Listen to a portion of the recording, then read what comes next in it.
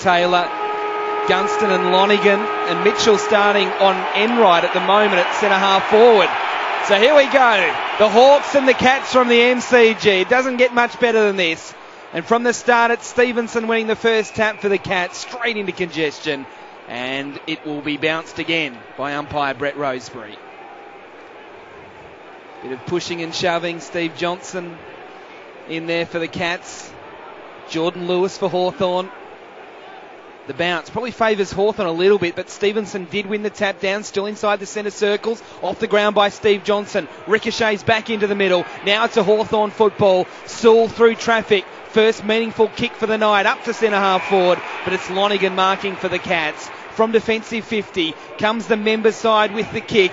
Out in front of Smets, who's tackled well there. It goes towards the boundary. Stratton did okay, but in support for the Cats is Stevenson, getting a hand pass to Mackie. Now to Enright, defensive members wing. Kicks towards half forward. Chapman the target, it carries him. Bounces off Stokes' chest, and then the good smother from Birchall sees the ball go over the boundary line between wing and half forward for the Cats, attacking to the city end.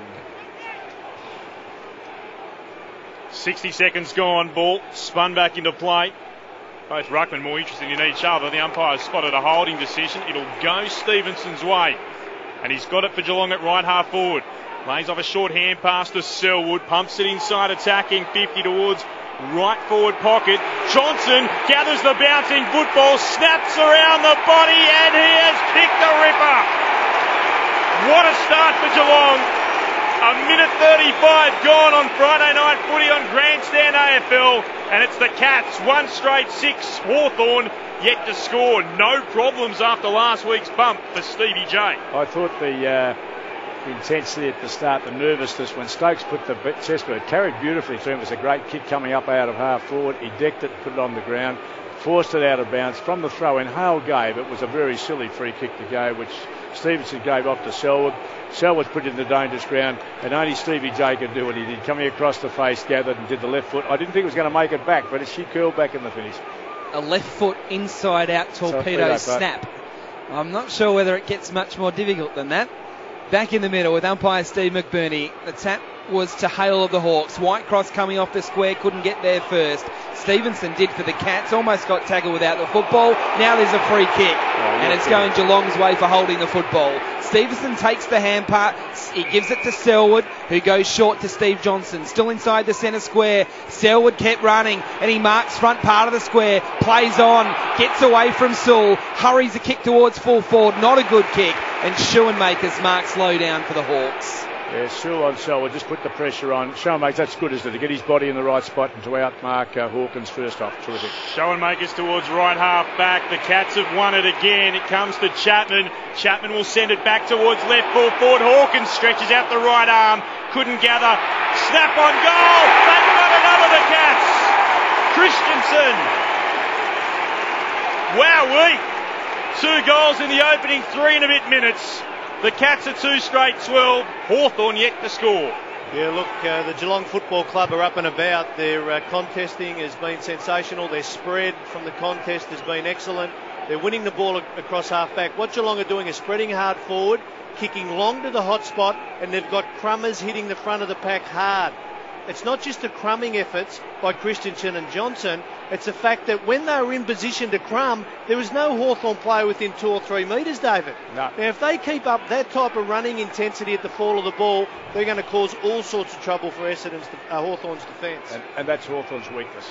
We've played nearly 4 minutes. Hawthorn's only touched it 3 times. Mitchell's kick from the clearance is smothered. Stevenson takes it for the Cats. Hand passes to Selwood again. Towards full forward. Hawkins with the one arm. Good body work. Couldn't complete the mark. Crumbs to Burgoyne of the Hawks. Kicks it as quickly as he can out towards halfback. Young in a one-on-one there with Sheringham. Sheringham assumes the front position. He's working it okay. Now has to tap it away as he fell over. A contest develops. There's a free kick. It's going Hawthorn's way. It's coming out to Clinton Young. He'll take it at halfback. So at the moment, it's 16 disposals Geelong, 4 to Hawthorn. As Young goes short to Suckling, who goes all the way back to fullback to Guerra, who marks, and he looks up. Smith presents, he goes in that direction and he reaches up and takes the mark in front of his eyes. And immediately goes on, pokes a short pass over the top to Burgoyne, who draws an opponent, then hand passes further on to Stratton. He's kicked down towards Rioli. He stretches and marks in front of Scarlett, and he wants to go on quickly. He does so, uses the foot pass and finds Hodge. Inside attacking 50, strong lead, Roughhead. Good spoil, couldn't quite take the mark, it's still there. Inside the left forward pocket, Taylor's hand pass into traffic, has to try to lock it in again. Players piling on top of the football, umpire says, I'll have it. Ball up, left forward pocket for Hawthorn. How good was Taylor's spoil? I thought Roughhead had it swallowed and just got the fish through. Clean knock away. And the bounce, Stevenson got the tap down for Geelong. Mitchell's out after it, gathers for the Hawks, gave it to Shields. Kicks high inside attacking 50, backing back, unable to take the mark. The Cats have got themselves a free kick anyway. Holding decision.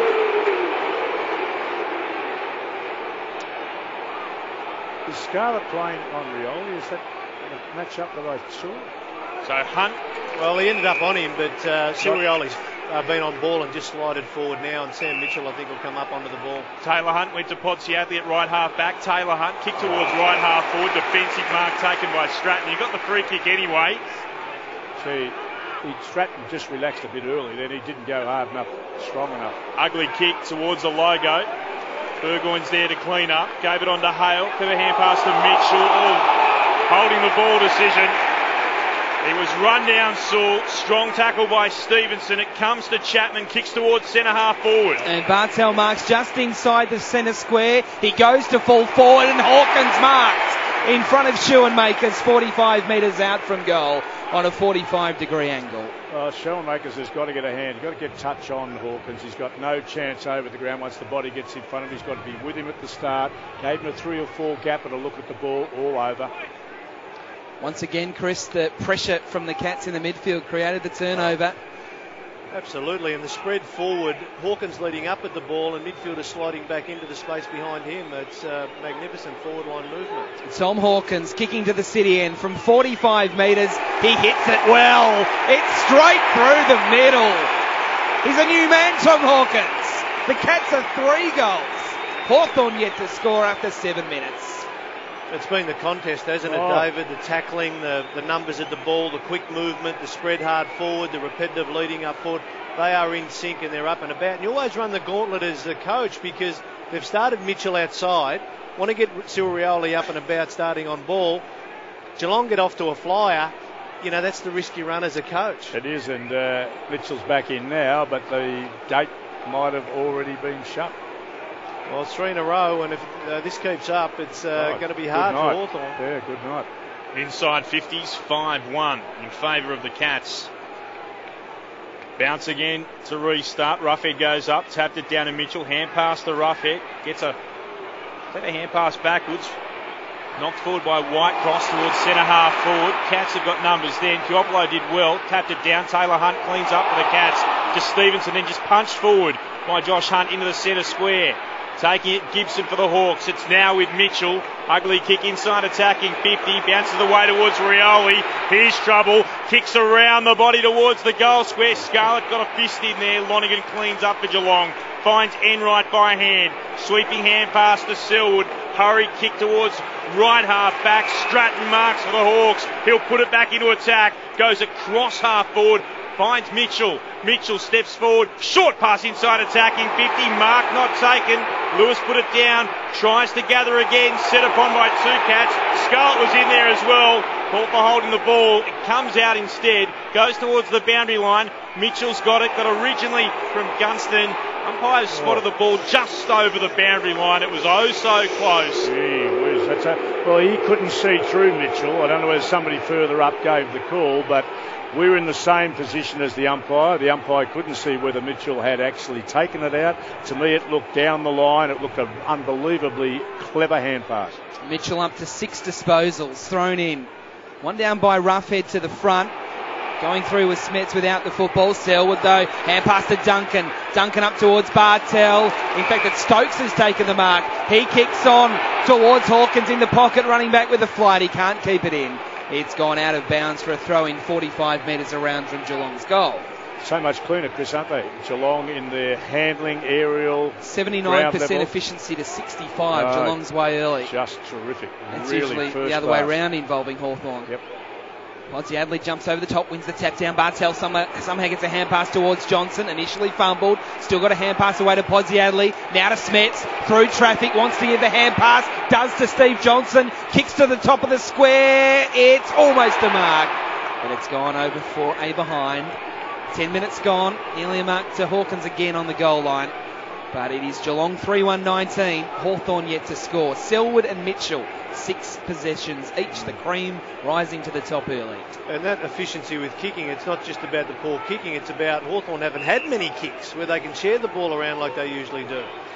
Guerra with the kicking, short to Birchall. Moves it on beyond defensive 50 to Lewis. Goes to the left half back spot where he found an uncontested mark by Burgoyne, who tried to go down the line. Seen out. Punched by Enright over the boundary line for a throw-in, just shy of the interchange gates. So right on centre wing below our broadcast position, put back into play. Push, no doubt at all, against the Cats. They take the free kick quickly, the Hawks. Mitchell puts it towards left half forward. Defensive mark taken by Josh Hunt. The two old blokes I reckon struggled. Hunt and Chapman were terrific against Adelaide last week, and both have started well. So from the right half back spot, the Cats go down the line, flying. Walker couldn't take the mark, spills out. Clever hand pass from Johnson, running onto it. Bartel sends it long to a one-on-one at full forward. Hawkins battling away against Schoenmakers. Couldn't take it, but he tapped it out for Chapman. Tries the remarkable from the right forward pocket and hits the right goalpost. That would have been something incredible just to behind. The Cats are 3-2-20. The Hawks yet to score. 11.5 gone opening term. Guerra, a dangerous kick down the middle towards Sewell. Couldn't take the mark. Now a contest at centre half back. Comes through to Shields. Getting the handball from Suckling. Shields kicks towards Lewis.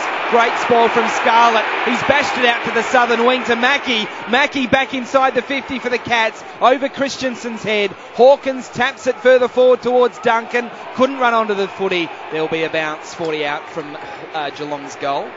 Their defensive, Chris, the spoiling of the ball being kicked to the man in the league has been unbelievably good, haven't they? Absolutely, and Taylor and Scarlett have been the leading players in that. Roughhead grabs it out of the ruck. Hand pass out to Guerra. Hurried kick. It's cut off there by Hunt. That's Taylor. Hunt kicking to Chapman. He's marked it 15 metres out from goal. Now he's going to swing around here on the right foot and kicks the goal. He just made sure there was a bit of space in the corridor to open up the angle and kick Geelong's fourth. 4-2-26. Hawthorn has not scored 13 minutes into the opening quarter. It's the exact opposite to what we saw last week with the Hawks. Now, Geelong look to be a team in a frenzy. I just want to say over the last 4 weeks, they're 14th in the AFL in winning contested possession. Geelong are 14th in the AFL in winning contested possession. And they are that far ahead of this team, which is 4th in the AFL. It's not funny.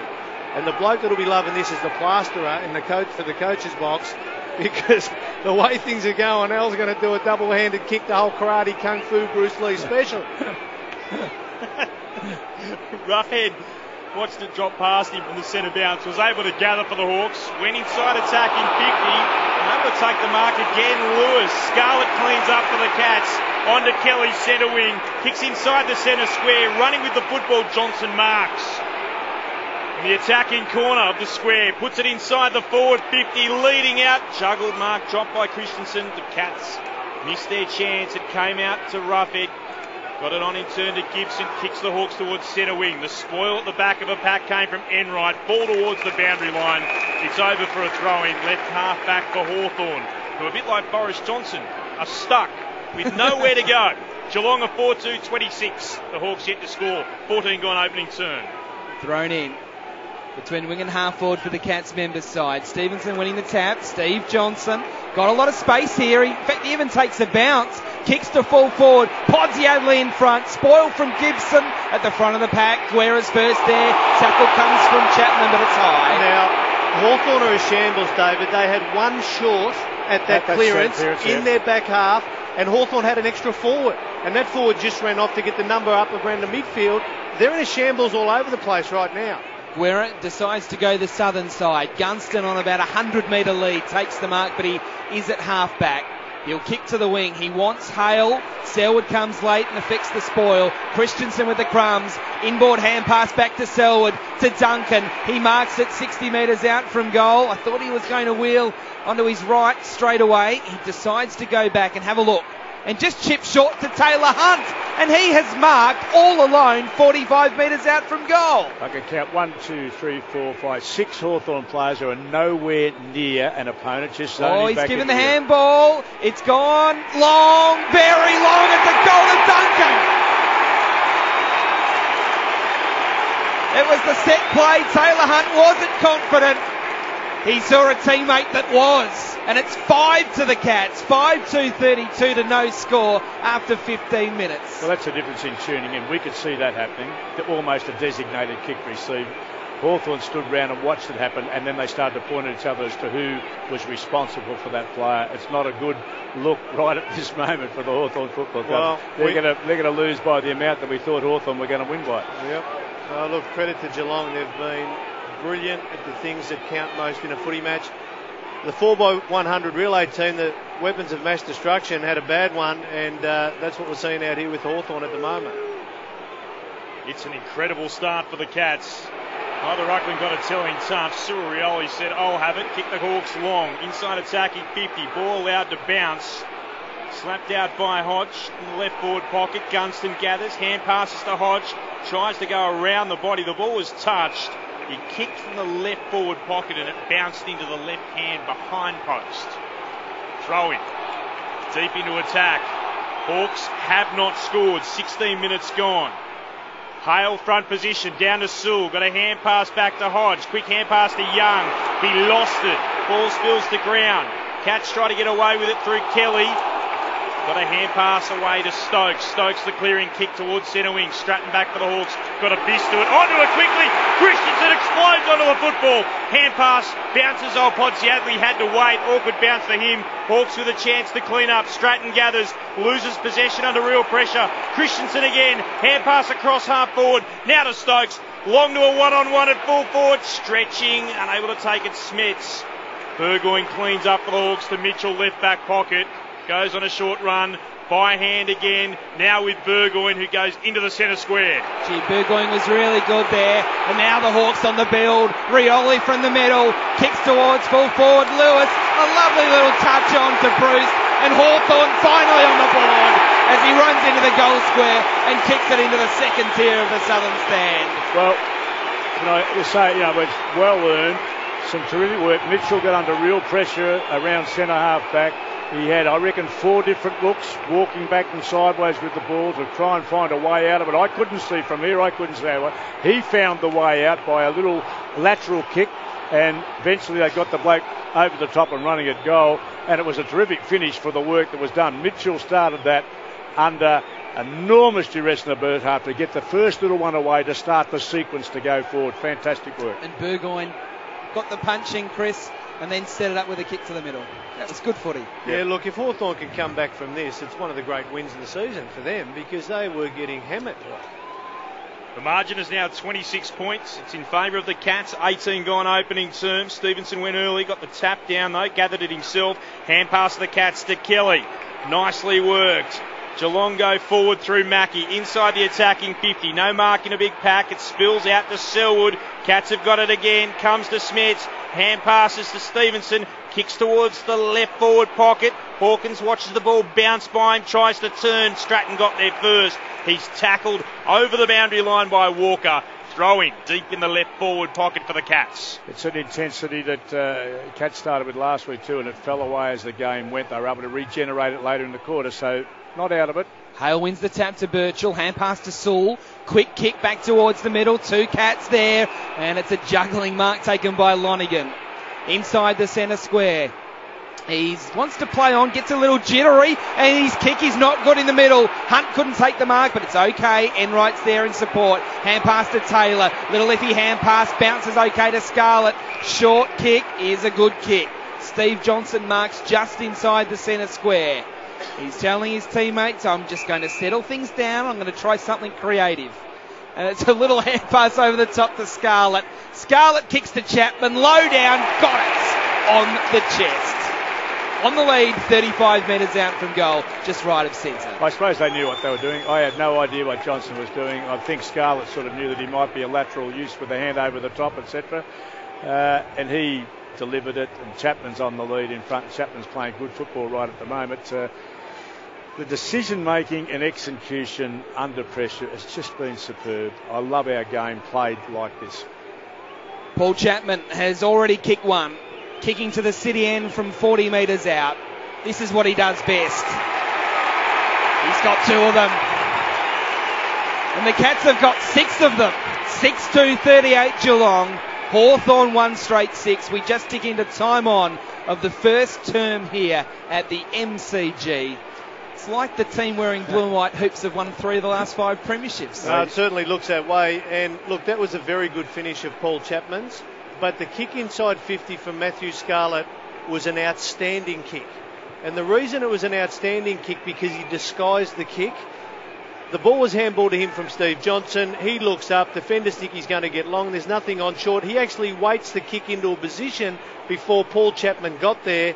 And Chapman, Scarlett, 1 million games of experience, disguised everything and create his goal for Geelong.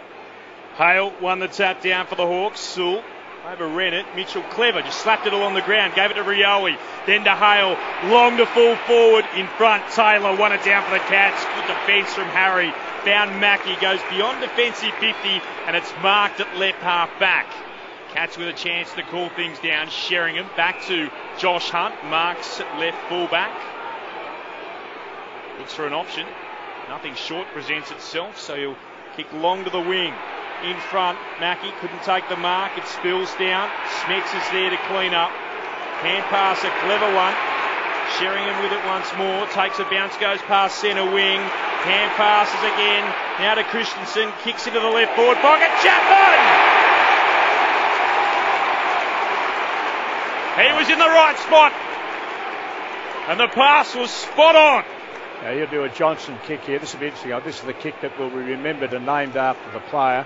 He'll run towards the middle of the ground and kick it off the back end and banana it through. We've got Geelong players doing this all the time now, and they rarely miss. It's fantastic. It's what he's going to do. He works it around the body. He's got his third. An incredible start for Geelong. 22 minutes gone in the opening term. Their lead is out to 38 points. They're 7-2-44. The Hawks 1 straight 6. Grandstand AFL. The MCG, our experts, David Parkin and Chris Conlon. Now, David, you were like Nostradamus then, because everything you said, he ticked every box. That was 3 back leads. And Geelong are exploding forward with the belief that either Hawthorn don't have the capacity to defend us, or I'm just too quick for you anyway. Because that was 3 kicks to back leads, bang, bang, bang, straight through. Their spread forward's been incredible. Stevenson jumped early and he's given away a free kick in the ruck contest. So Roughhead will take it for the Hawks. And he just kicks it as long as he can. Towards full forward. Bruce getting back, but also going back with the flight was Harry Taylor, who takes the mark. He goes short and it's okay. And the mark has been taken for the Cats by Stokes. He's at defensive 50, just spins the footy around in his hands, and then just goes out to Podsiadly, who just sort of saunters out to the southern wing to take the mark. Next one towards Walker, also Selwood, who floated in from the side and took the mark. Joel Selwood coming up for his 9th disposal. He goes short, and Podsiadly kept running, dropped the mark. Trailing in was Gibson, and he's able to take possession of the football close to the boundary, shrugs the tackle, hand passes to Whitecross. Hawthorn out of trouble. Kickers down the outer side towards right half forward. Fine defensive mark again. Taylor, left half back for the Cats. He's been very impressive. All the damage has been done at the other end, but he's been solid when he's been called into play. Kick towards the wing. Marked by Selwood, who puts it to left half forward. Podsiadly battling up against Gibson. Neither player can take possession. It's out and over for a boundary throw-in at left half forward. The Hawks had a record quarter-time margin last week against Essendon. At the moment, Geelong are only 2 points off their record ever first quarter margin against the Hawks. From the throw-in, hurried kick by Shields, bounces right on the logo, gathered nicely by Lewis, hands it on again towards Sewell, out towards Puopolo. He's 60 metres out, puts it into the right forward pocket, bouncing footy, still there to be won. Oh, slick hand pass from Gunston, found its way towards Lewis, and he couldn't quite take it, and he gets a push in the back. Lucky, I'll take it, but it's lucky. Really. It was over the top, and Lonergan came in to give it away. Yeah, I just waiting on this goal. Just ask the producer if I can have the rest of the night off and go home and watch the Olympics. Not that I'm a bad loser or upset about this first quarter. Well, the men's quad sculls coming up in about 14 minutes' time. The Australians, of course, involved. So Lewis has got the free from the right forward pocket. The Hawks desperately needed a goal, and he obliges. 26 minutes gone, opening term. The Hawks are 2 straight 12. They trail the Cats 7-2-44. And Chris, it's not as if it's basketball. I wouldn't think if they stopped the game now and interviewed the coaches like a post-game interview, I don't think so. They say, it's another game of basketball, just scoring who can outdo each other. I think there's been sensational work by Geelong in the contest. Their clearances have been as good as I've seen. Their usage, take it in, has been, as you suggested, good. And they've defended brilliantly in their back half when the balls come in, either defending with a punch or being able to take a contested mark. They've been sensational across the board. Talking about basketball, if this was basketball, Alistair Clarkson would be calling for a timeout. Back in the middle, it's Walker for the Cats getting the clearance. Chapman in the pack, jumped early, couldn't complete the mark. At ground level, it's Hawthorn winning out with Gibson, getting the hand pass from Guerra. Then he got dispossessed, and Steve Johnson said thanks very much. And from 45, he's kicked another one for the Cats. He's got 2. 2 goals, 10 disposals for a man that got concussed last week in the opening 5 seconds of the match. Geelong 8-2-50, Hawthorn 2 straight 12, 27 minutes gone first term. Well, Gibson won the ball and tried to evade the Geelong opponent. And I thought, well, that's courageous. Have a look in the centre and try and get the ball, get the game back on your terms. Yep. But he kicked it straight into Steve Johnson. What I liked about Steve Johnson was the take, but also he just bought a few seconds to line the goals up and delivered. And it was a major faux pas. Tim Hodges is on the boundary. Yeah, Clinton, concerned for the Cats. For the second time this term, Alan Christensen came off. His right shoulder was heavily strapped and he's gone down into the room. So Stephen Motlop just looked at the dock and said, do you want me to get ready? And he said, no, just stay there for a little bit. Whitecross has the ball for the Hawks in the middle of the ground, wrapped up strongly. Good tackling. Kelly was in there, so too Bartell. There'll be a ball up just on the outer edge of the centre circles. Hale against Walker. Hale won it down. Mitchell went through, couldn't take it. Ball just knocked forward by the Cats. Still bouncing towards centre half forward. Eventually it's gathered by Hawthorn. Oh, the hand pass from Young intercepted. Danger times now. Kelly, Stokes, hand pass again. Now with Selwood towards Chapman. Mackey's at right half forward. Spots a target. Smets takes the mark. Or Duncan rather, beg your pardon. Young got the ball because he dropped in behind the clearance. They're putting their wingman back loose in defence. Hawthorn, we haven't seen that all year from them, so they're really putting up the defensive measures. And again, the kick inside 50 by Mackey, just excellent. And this boy is a good kick. Mitch Duncan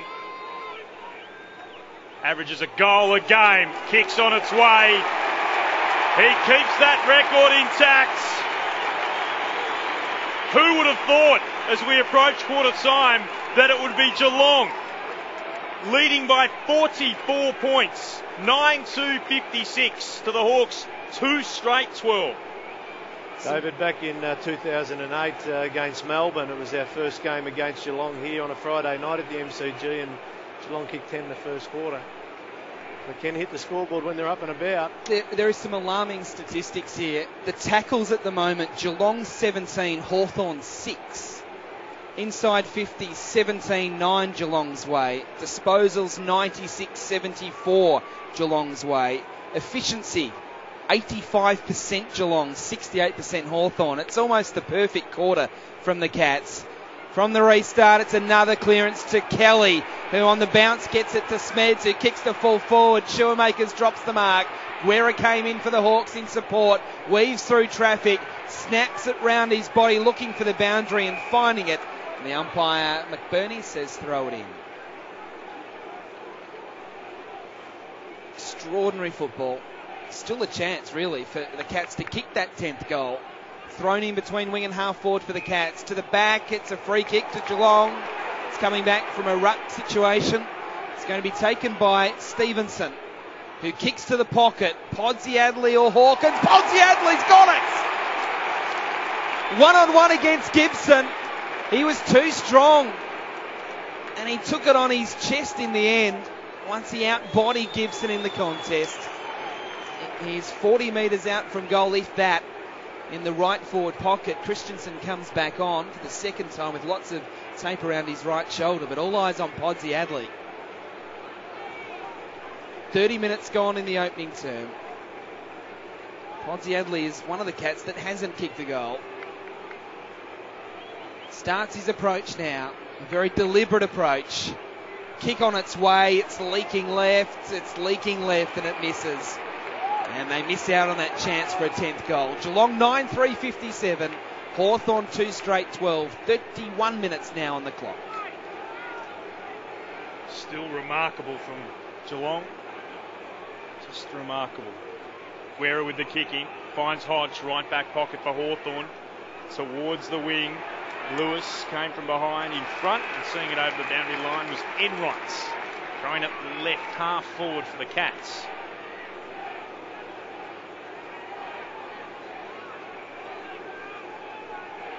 Ball back into play. Hale got two hands to it, won it down, and a free kick going against the Cats. They won't mind. And in 150 meetings between these two sides, Geelong's lead of 45 points is the greatest ever margin at quarter time. The Cats are 9-3-57. Hawthorn 2 straight 12. The goal kickers, Chapman with 3. 2 each to Duncan and Johnson, singles to Hawkins and Christensen. While for the Hawks, their 2 goal kickers, Lewis and Bruce. A simply incredible term by the Cats. They're up by 45 points. In giving them first usage, and they made a very, very good choice for this game because Hale and Roughhead have not been able to cope. Selwood 11 possessions, Steve Johnson 10 for the Cats, Mitchell 9 for Hawthorn, next best 6. Hale wins the tap in the middle for the Hawks. No one can get a clean possession. The ball bounces out the back. Suckling's onto it. Hand passes to Rioli. Now to Shields. Puts the Hawks long towards the left forward pocket. Ball will be allowed to bounce by Scarlett. Nicely gathered by Gunston. Hand passes over his shoulder. Ball's there, and a high decision's been paid the way. It's going the way of the Cats. It's coming back to Hunt, and Josh Hunt's got it in the right back pocket. Moves it out to Duncan, now in defence. Takes the mark. Beyond defensive 50. Taylor running towards the boundary. Marks about 55 out from his defensive goal. Moves it down the line again. Taylor had run on, and he takes the mark. He's got it for the Cats. Looks for Mackie. Has to slide onto his knees just shy of centre wing. And he'll bounce up. Goes by hand. Taylor runs by. Kicks high and long towards left half forward. Coming in from the side. Podsiadly attempted the mark, but waiting behind Hawkins. Emerges with the mark for the Cats. Now he's taken a chest mark in a contested situation, you know, in terms of 5 or 6 in the pack. The defence for Hawthorn is... really under pressure and misreading the ball off the boot and not working together. When you have a big winning margin, you've got to look at conversion. They're up around 60% and accuracy, 9-3. I mean, some big areas to get right. Geelong dominating. From 50 out, a 45-degree angle. Tom Hawkins, that is just wonderful. A thumpy kick for his second. Well, you've caught it, Clint. It was fantastic. Geelong by 51 points. They're 10-3-63. The Hawks are 2 straight 12. Minute 38 gone in the second term. Let's take you to the rowing finals, the men's quad sculls. Germany in lane 6, and early in this race almost blanket across the course, and all crews seemingly off to a pretty good start here. Estonia, Croatia, Germany on the outside of the course. In lanes 4, 5 and 6, they're the most favourable lanes, and Australia on the middle going along nicely early in this race. But I would say that probably Croatia and Germany out front, but Australia challenging for the lead early in this race. The Germans, the Croatians and the Australians filling up the top 3 placings early in this race through 150 metres. Tim, it's a very big German crew, very heavy. They're the heaviest crew in this event. They've just taken a narrow lead at 250 metres. All right, so it's Australia vying for the lead early in this race, but it's Germany out in front. They lead by a Cabras from the crew on the inside. That is Croatia. So Croatia and Germany have the favourable lanes because of the wind, following the reallocation of lanes. And Australia in lane 3, currently in 3rd position, but going along nicely. And the Australian crew today is Christopher Morgan from Adelaide, Carsten Forsling from Melbourne Uni, James McRae from Murray Bridge in South Australia, and Dan Noonan from Mossman in Sydney, and formerly from Warren in New South Wales, but went to boarding school at St Ignatius College. As they come through 500 metres, it's Germany in first place, Croatia, Great Britain, Australia vying for 3rd with Great Britain. They're currently 4th, then Estonia and Poland. But a very narrow lead there for the Germans over the Croatians through 500 metres. The Germans got that narrow lead early, and nothing's really changed since then. We're sitting in a good position. Although we're 4th, we're very close to the leading Germans. And we have a fantastic finish sprint, the Australian quad scull. Yes, and the aim here for the Australians is to make sure that they maintain this position. They're currently in 3rd, and they've just moved ahead of Great Britain, who were in 3rd place just a moment ago through 500 metres. But it's Germany out in front, and Germany now leads by half a boat length. Croatia in 2nd place, and Croatia are the form crew through the year, unbeaten through the World Cups and the fastest qualifiers through the semis, heading into the final. And Germany lead by half a boat length across the course, and the Australians just vying with Great Britain for 2nd place at the moment, and Australia still 3rd. Great Britain just moving up on the inside of them in lane 2 into 2nd position. Australia a canvas behind Great Britain, but Australia well positioned, and Croatia back in 4th. It's still Germany though, as they approach 1,000 metres, the halfway point in this race, doing it comfortably at the moment by half a boat length. Remembering, of course, though, that Australia has a very, very good finish, so watch out here for Australia, and they are the reigning world champions. Well, last year the Germans had a length on us, and we rode them down. It's only half a length at this stage. The Germans are only rating 34-35 in these tough cross conditions. And coached by John Dryson, this Australian crew, as they come through 1,000 metres. It's Germany in first place, Croatia, Great Britain and Australia all vying for 2nd place at the moment. Very, very close between 2nd and 4th. And Australia currently slipping back to 4th position, but only almost by about a quarter of a canvas at this stage. It is still the German combination leading by a quarter of a boat length now, as Croatia start to make their move and Australia going with them. Well, I think the lane 6 here is giving the Germans great running. They're just sliding away from the Croatians in lane 5 marginally. Australia now moving into 3rd. Australia in 3rd position, just ahead of Great Britain by a canvas, but it is still the German combination out in front. And remembering, of course, that Germany right on the line caught a crab at last year's world titles in Bled, allowing Australia to come through and win the world championship. Germany out in front by half a boat length, Croatia in 2nd place, and Australia just shifting a little bit, moving into 3rd position quite comfortably. Yes, and the Germans have bumped their rating. They've moved from 34 to 37.5, and Australia have done the same thing to tack on back. We're in bronze position at this stage. So it's Dan Noonan, James McRae, Carsten Forsling and Christopher Morgan in the Australian boaters. They move towards 1,500 metres, and the Australians well placed at this stage. Still Germany out in front. They lead by a quarter of a boat length. In 2nd place it's Croatia. Australia challenging for 2nd now in the inside of the course. This is a very good row by the Australians in lane 3. Well, we're certainly challenging strongly in the less favoured lane 3 over Croatia in lane 5. So our good sprint, hopefully we can pull that back and move into silver position. Right, as they cross through 1,500 metres, Germany, Croatia and Australia filling up the top 3 positions. Then Estonia, Great Britain has slipped back to 5th. And it's Australia vying for a medal here. In first position, it's Great Britain leading by half a boat length. Croatia narrowly in front of Australia in 2nd position. This is going to be a great finish because the Australians have a great finish, final 500 metres underway here, and the Australians trying to get into 2nd position. Still, it is the German combination in lane 6 out in front, and they lead by a full boat length. Croatia in 2nd place, Australia challenging. I think the tougher conditions over in lane 3 are starting to hurt. We're still on terms vying for silver or bronze. Australia in 3rd position, Croatia in 2nd, but out in front it's Germany. They lead by a full boat length, and the crowd noise is deafening The wind picking up, the rain falling here at Eton-Dorney, and it is still Germany out in front. They lead by a full boat length. In second place, it's Croatia. Australia still in third for bronze medal. Germany, they lead by a full boat length. If anything, they're pulling away. Australia coming home strongly, though. In second position, it's Croatia. Australia challenging for second, and stroke for stroke, the Australians pulling up on the Croatians on the inside of the course. Australia in lane 3, Croatia in lane 5, Germany in lane 6, and Germany out in front. And we just saw the bowman from the Croatian crew look across at the Australians, realising that Dan Noonan lifting the rating for Australia, approaching the finish line, and it will be the Germans finishing in first. Great finish for second and third, and Australia just narrowly pipped at the post for bronze. And it will be Croatia finishing with a silver medal, Australia finishing with the bronze. But a great finish there. Germany first. They've won the gold medal. In second place, Croatia. But a great finish by the Australians. And they've won the bronze medal. I think that's a bronze medal for the Australians in the men's quad sculls. Well called by Tim Gable. Congratulations to the Aussies. We'll be back to the rowing for the men's pair and the women's double sculls shortly. Geelong at the moment lead by 43 points. The Hawks have kicked a goal. Bruce getting his second of the evening. It's now Geelong 10-3-63. The Hawks have moved to be 3-2-20. 8 gone in this second term. Adam White with you on Grandstand AFL. And Birchall has it on the southern wing for the Hawks. He kicks long towards the full forward line. Hale there. Has it been paid? It has. It looked like Stevenson and Hale both had hands on the footy. But Hale has been paid the mark for the Hawks. 40 metres out from goal, just left of centre, kicking to the city end. Well, Adam, they've got slowly back into the contest, at least Hawthorn, while we've been with the rowing. But you pointed out very smartly that their set-up players, the players who really need the ball, young Birchall, Bruce, Smith and Suckling, have made absolutely no impact on this game. They need the ball given to them. Better still, they better go and find it themselves.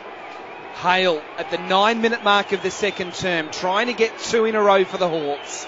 In he comes from 40 metres. He has done the business. Geelong 10-3-63. Hawthorn 4-2-26. So the margin has been cut to 37 points at the 9-minute mark of the second term. Interesting stat here, Chris. Hawthorn had 6 tackles in the opening quarter. They had a further 6 tackles in the first 5 minutes of the second quarter. Yeah, look, the coaches at Hawthorn wouldn't have missed that statistic, so you could almost put money on that one. Now, that's a hard way to go, what we saw from Hawthorn, because it's a contested mark inside 50. It was poor defence by Stevenson. He won't hold his position if he cannot defend, Ruckman marking the ball inside forward 50. And it was a good mark and good finish by Hale. He's been a terrific recruit for Hawthorn Footy Club and kicked a very important goal. High centre bounce. Stevenson palms it down. Mitchell wanted it, got there for the Hawks, shoveled it out the back. Overrunning it was Young. Roughhead tried to slap it forward. Sheringham blocks that. And we'll have a ball up again in the centre square. That's where Young had the road through. He just had to put his head down and take the ball, and he didn't make contact with the ball or the player. Not good enough. Again, Roughhead against Stevenson. Roughhead front position. Stevenson at the back. Tapped it down, but straight to wide cross of the Hawks. Hurried kick intercepted by Taylor Hunt. He's taken to ground.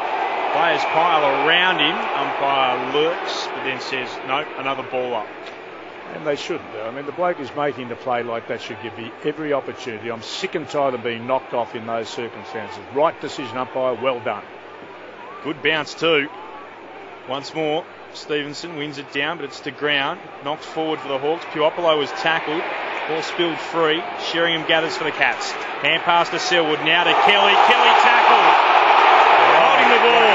One of the great tackles. Sorry to interrupt you, but one of the great tackles of all time that was. Bruce just stuck out the right hand and grabbed the jumper and brought him to ground. Terrific stuff. The Hawks play on. Suckling from centre half forward. Long but inaccurate. Misses to the right hand side. Well, he's one of the blokes who need to get the ball. Again, he was given it and very close to the middle of the ground. He nearly snuck one home. Suckling, he can kick the ball. Second kick for the game for Suckling. Yep. Those goals were going through last week. He kicked 4 of them. All from, at least 3 of the 4 from outside the 50. The kick back into play from Hunt's a little dicey. Sam Mitchell's cut it off. Now he's at the 50. He's not going to make the distance, so he goes short. And Luke Hodge takes the mark 35 metres out from goal. There is no doubt Hawthorn's lifting. I'm going to be the stupid one that says that Hawthorn's not out of this match. You have to. They've got to defend the position to start the game, and you've got to defend that. Now, what about Mitchell then getting up? Well, that was high. He jumped higher than his parents gave him the genetic visit to do that, wasn't it? Which is fantastic. He was like you, Chris, about your size and shape. Went up like a jack in the box. He did. Fantastic mark. Luke Hodge. He kicked so well last week in his first game at goal. After missing so much footy, he's kicking to the city end to cut the margin to 30 points. 35 out. The kick is cooking. And it is away to the right and only a minor score. 4-4-28 the Hawks. The Cats 10-3-63. 12 minutes gone, second term. Well, Josh Hunt would be relieved. He's kicked the ball straight to Mitchell, who kicked it straight to Hunt's opponent standing on the mark. Kicking was short.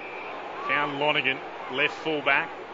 Feet right on the boundary line. Puts it high. Taylor just floated through the pack and took the mark.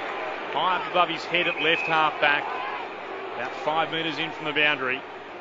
He'll kick long and high towards left half forward. Pack of four there. Stretching. Hawkins won it down, but it went to Roughhead. Quickly gave it away to Stratton, kicked around the body to Young. He got bumped high by Kelly, moved it on the Shields, kicks towards attacking 50. Good mark, Lonergan defensively for the Geelong Footy Club. Comes into the middle of the ground. With Sheringham towards left half forward. Bartel leading strongly to the footy. Too far out to score. The chip back towards the logo. Finds Enright. Plays on by a hand. This is Scarlett, short pass, inside attacking 50, marking just inside the top of the arc, Steve Johnson. Don't they use that man well, Chris? I mean, they look up and you think they're going long. I think even the defence thinks they're going long. They just come at the kicker, 15 or 20 metres, that was all it was. Perfect kick for him to run into the spaces you called before. Steve Johnson's got two tonight for the Cats. It'll stay like that for the moment. He misses to the right-hand side. Minor score, the Cats lead back at 36 points. 14 gone in the second term. Tim Hodges is on the boundary. Yeah, this was a strange one, Clint. Both captains, you never normally see this much angst between captains, and Joel Selwood's come to the bench and Luke Hodges also at the bench. They had a spat for about a minute. They were locked jumper punching each other, and Joel Selwood is still eyeing Luke Hodge off to say, what was all that about? The long kick back into play. Bartel marks for the Cats. So it's coming back. Centering ball is good to Josh Hunt, who marks inside the centre square. Winds up. Kicks towards full forward. Hawkins is in the pack. Good spoil Gibson. Cats though front and centre. One of them is Smeds on the left. His snap misses. And it is only a minor score. Geelong 10-5. Hawthorn 4-4. 14 gone second term. Potentially a great player, Smith. He wins the ball. Jack in the box goes up, etc. He's finishing with his feet. He's got a long way to go. Anything more happening down there, Tim? No, it's just worth noting between Selwood and Hodges that it was within 2 metres of the emergency umpire, so probably both are going to face hefty fines for a jumper punch session that went on for over a minute. Hawks down the outer wing. Came from Smith, tried to find Lewis. It went past him. It's over the boundary line by Taylor Hunt. There'll be a throw-in. Who won the jumper punching? I would say Luke Hodge took the honours, but Joel Selwood is filthy. It was just so out of character for both. You know, they tossed the coin. They're seemingly good friends, but for 30 seconds or more, they were just boxing on. The throw-in, both rucks had a go at it. Stevenson took it away, though. Gets a kick towards right half forward. Mark taken by Young of the Hawks. Just inside the boundary. Dangerous kick, just finds Birchall. He's under real pressure. Was able to drag in the mark. So he's at left half back for Hawthorn. They trail by 37 points. Next to go on a short run. Kicks high towards left half forward. Pack of three underneath. Spoil at the back came from Scarlett. Rioli went flying through, couldn't take it. Roughhead's trying to work it out from the bottom of the pack. Scarlett emerges with it, knocking the ball towards the boundary line, tries to tap it onto Kelly, couldn't quite do so. The ball will tumble over the line for another throw-in. 16 minutes gone, Geelong leading by 37 points over the Hawks on the Grandstand AFL. Thrown in, one down by Stevenson, taken though by Roughhead. He's dispossessed. Lots of blue and white jumpers around here. Ponziadel is one of them. Handball to Steve Johnson. He's handball over his head to Kelly. Put him under pressure. He's turned it over. Suckling grabs it. High kick only went about 15 metres. Off hands, no mark taken, so it's to the bottom of the pack. At left half forward for the Hawks, it comes out a Geelong handball. Kelly getting it to Podsiadly. Spirals the ball towards centre half forward. Chapman going back with a flight, got a bad bounce. Guerra came in and collected Chapman and won the football. Hawthorn on the break at half back. Burgoyne kicking towards half forward. Whitecross will mark. He'll play on. He'll hand pass to Gunston. He's 20 out and he drills it. And back to Paul Chapman, who has not moved at centre half forward. The Hawthorn players going to Guerra. It seemed fair at first glance. It has resulted in Chapman in the hands of the trainers and Hawthorn kicking that goal they needed. 31 points the difference, the Cats in front, but that was a big moment in this match. Tim Hodges. This looks horrible, Whitey. Paul Chapman's face is buried in the turf and he's just rising now on his knees.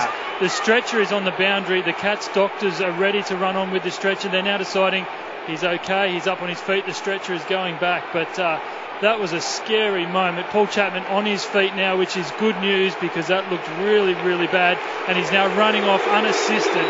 So amazing stuff. That's an interesting situation here, David. Chapman runs backwards. Guerra takes the ball, lifts his elbow and elbowed him in the head with the ball. Will have to be looked at. Cats will try to bring it forward. Selwood got it out to Christensen.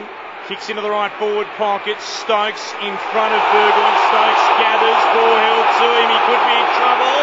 Umpire says not. Unfortunately so. It'll be a bounce. I don't think there's anything in that one for Guerra there. I reckon it was almost imposed by the player making an attempt to get in and tackle. He just did it badly and awkwardly. I don't see it the same way as you blokes. It looks ugly, but I think you're right having looked at it now a couple of times. Yeah, he instituted it. The bloke with the ball he cocked his elbow. He cocked his elbow, bang. Yeah, I didn't see the cock elbow. Ball's in the left back pocket for the Hawks. Whitecross gathers.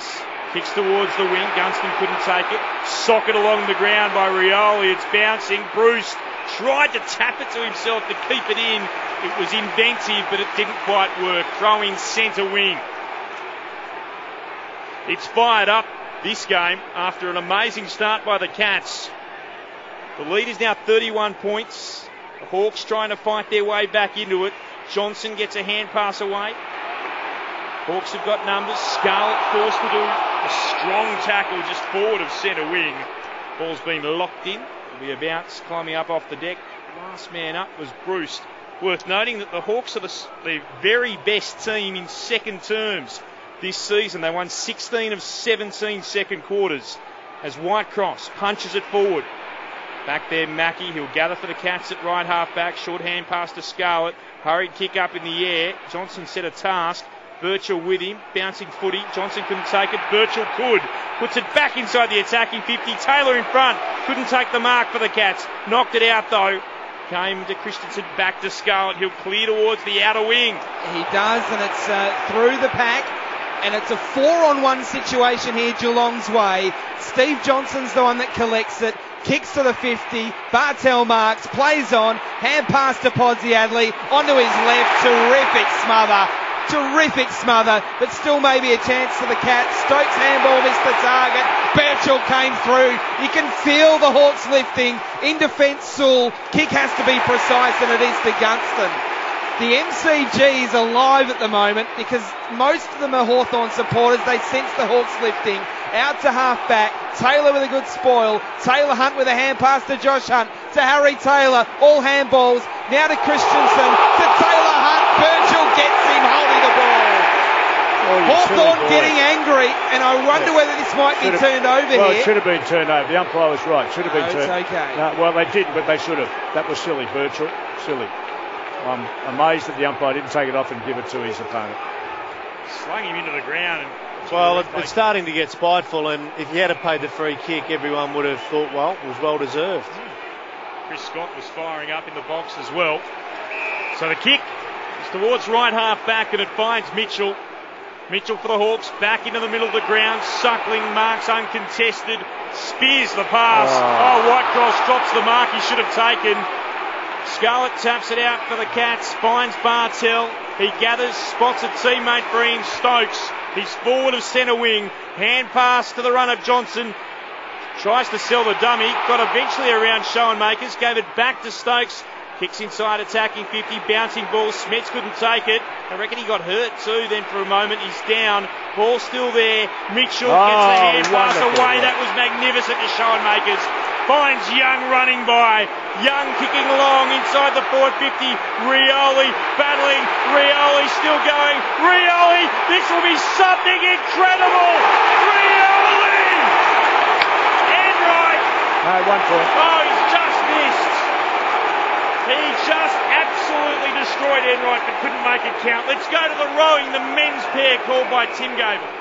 Have gone off to a flying start alongside the Kiwis, and they lead by a quarter of a boat length early in this race. The French combination, Australia back in 4th position. Well, France second in their semi-final. You'd have to think that they don't have the form to go on with this, and they're going to pay the price for going out so hard, I think, Tim. Well, the Australians had to come through a lengthy selection regatta to make it through to the Olympic Games in the first place. There were 5 originally selected for the men's pair, and then James Marburg and Bradley Buckland got an opportunity, and they're representing Australia, and they're doing pretty well at the moment. They're currently in 3rd position on the inside of the course, which is the least favoured of the lanes, in lane 1, and just hitting a little bit of wind there. We noticed the boat almost stopping there momentarily, but it's France in the centre of the course doing it pretty comfortably at the moment. They lead by half a boat length, but watch for the Kiwis, Murray and Bond. They really amp up the way that they row, and they like to sort of go out reasonably quickly, and then through the second 500 they like to push it home.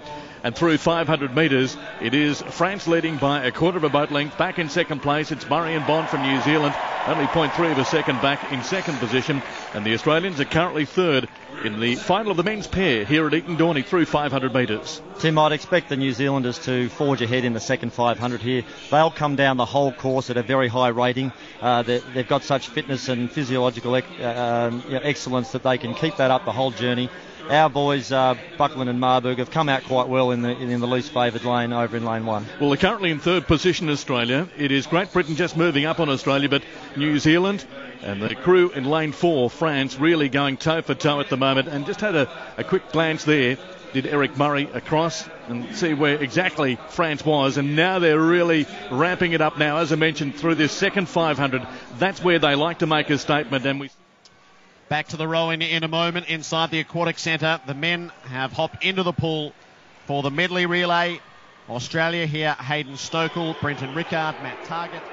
And we'll pick up again at the MCG for a moment, returning into the rowing very shortly. The men's pair with Tim Gable. It's Geelong by 29 points, 24 gone in this second term. So the Cats are 10-5-65, the Hawks 5-6-36. I thought Jared was getting so excited about the Cats he was going to start calling the footy from the Olympic pool. Well, he'd be a bit concerned, I'd reckon, at the moment. The Hawks have shown a bit in this second term. They've shown a lot as Roughhead dumps it forward. Puopolo onto it. The hand pass was just a little bit hot.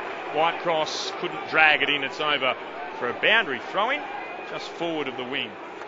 And by just, I mean about 3 or 4 steps. Ball back into play. Roughhead gets the hand to it for the Hawks. Running over the top of it, Guerra. Shields gets a kick away, but it's intercepted by Sheringham. Shrugs the tackle of Lewis. Over the top, Josh Walker. Stokes with it now. Now back to Christensen.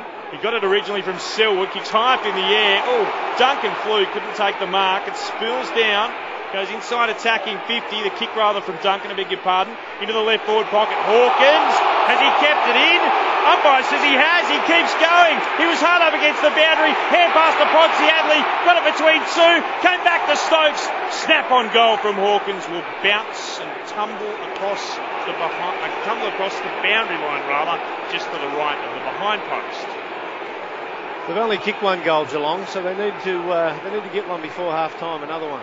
Important moment in this match here is when going through without the footy was Young. Christensen hand pass to Steve Johnson, gets tackled by Suckling. The umpire circles and decides to call for a bounce. 30 metres out from Geelong's goal at the Punt Road end. 26 gone in the second quarter. It is Geelong by 29 points. Bounce down. 1 down by Hawkins. Selwood was a chance. So too Whitecross. And then Roughhead. 2 kicks partially smothered. Still inside forward 50 for the Cats. Another big pack develops and the umpire will bounce again. I haven't really had much of this in the second term. It's been frenetic. In fact, the whole game has been that way. 45 out from Geelong's goal. It's eventually bounced. Out of the air, and almost Walker for the Cats, kicking it towards full forward. Knocked away from the markers. Now it's Hawkins. He's tackled close to the boundary. 35 out from the Cats' goal. Gee, a huge tackle laid there by Smeds on Stratton, and it's again out of play. Oh, he decided that the tackle was a bit rough and tough. You know, little Smeds, I reckon, on. There was a. Can't see it's on Stratton, so Stratton will take the free kick. So Stratton in the left back pocket. Wants to head down the line, and he'll do that. Kicking towards centre wing. Taylor up against Hale. Hale got a hand to it. Ball bounced into the ground. Gunston tried to soccer it forward. He missed it.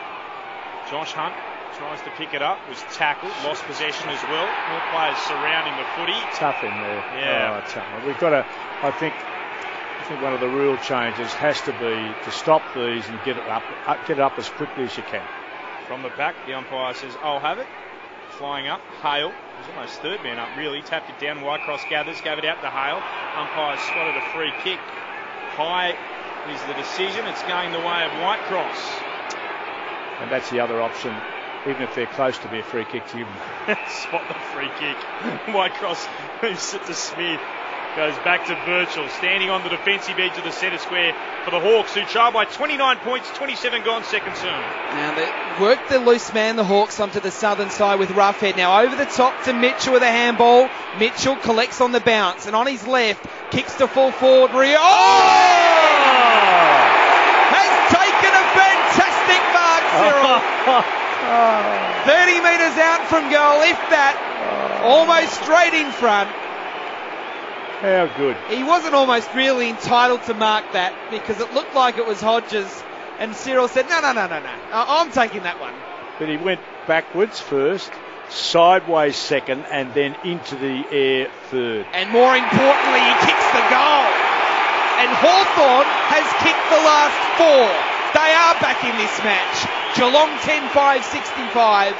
The Hawks now 6-6-42. That margin, 23 points. Very close to half-time. Now, for that, Chris, he didn't. I got a bit confused there. He didn't even use the body to get onto it, did he? The players coming out were taller. They were a bigger group. Hodge and Mackie and company were coming in, and he actually cut through the hole in front where the drop zone was. Went upwards. I did see that the way it was. I didn't think it was possible. Well, Mackie got a shove from Hodge, and that unbalanced him. But the amazing thing with Cirioli, he ran in from the side he's not comfortable with. Got great elevation and took a great contested mark, and just a special piece of play. Magnificent mark.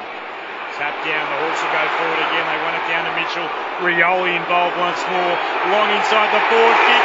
Roughhead just got away slightly from Taylor, and he takes the mark at left full forward. The Hawks are coming. And Rioli's up middle or forward. Rioli's having one of those little patches where he takes the game over and influences so dramatically. I know he's not a big possession winner. He never has. He's 15 or 16 per game. But has he been influential in the moments now that given Hawthorn just a bit of a chance? Just a bit of a chance. Roughhead from the left forward pocket. The kick has split the middle. Hawthorn have kicked the last five. They're 7-6-48. Geelong 10-5-65. Geelong's lead that was 45 points at quarter time is now just 17 as we head past the half an hour mark in the second term. Grand Centre AFL experts tonight, Chris Connolly, David Parker. Well, this game's up for grabs now, David. There's no doubt that this game is right on the line. And as far as I can see, even though the scoreboard shows that Geelong has a lead, this is very much a 50-50 game right now. Well, now 15 shots to Geelong and now 13 to Hawthorn. So it's been a massive comeback. Got to give them some due. We know they're... Absolutely. Yeah. This could be a great win for Hawthorn. Well, if they were able to get back, this is one of the greatest wins of all time. Bounce back in the middle. Hale wins the tap. Getting a bad bounce with Steve Johnson. Mitchell off the ground. Ricochets out to Lewis. Handball to Hale to full forward. Could there be one more? Oh, Roughhead dropped the mark, and there's the siren for half-time. What a half of football. You look around the MCG. It's Hawthorn fans now that are standing as one. It was the Cats at quarter time, and now it's the Hawks' time. At the main break, it's Geelong 10-5-65, 17 points up on Hawthorn, 7-6-48. But the Hawks, as Clint said, kicked the last 5 goals of the half. The goal scorers, we'll start with Geelong. Lots here from the first quarter. Chapman's got 3. 2 each to Johnson, Duncan and Hawkins, and a single to Christensen. For the Hawks, it's 2 to Bruce, and singles to Roughhead, Lewis, Gunston, Hale and Rioli. Now, Geelong's last goal came at the 2-minute mark of the second term.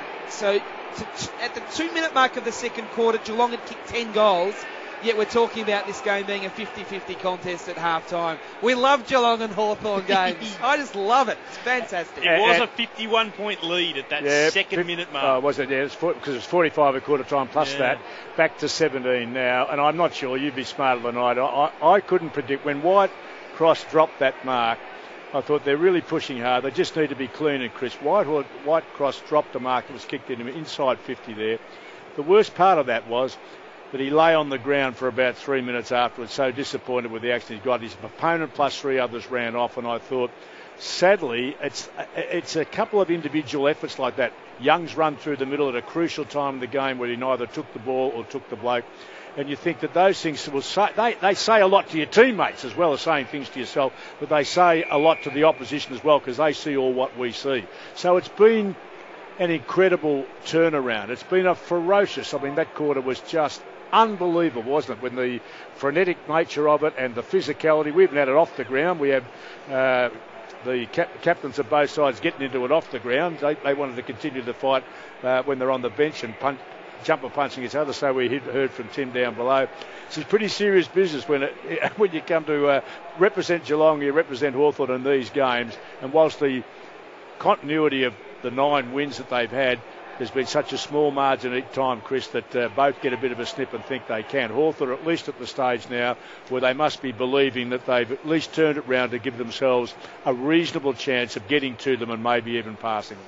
Yeah, look, I think Whitey hit the nail on the head when he said that Hawthorn had 6 tackles in the first quarter and then had 6 in the first 5 minutes of this second quarter.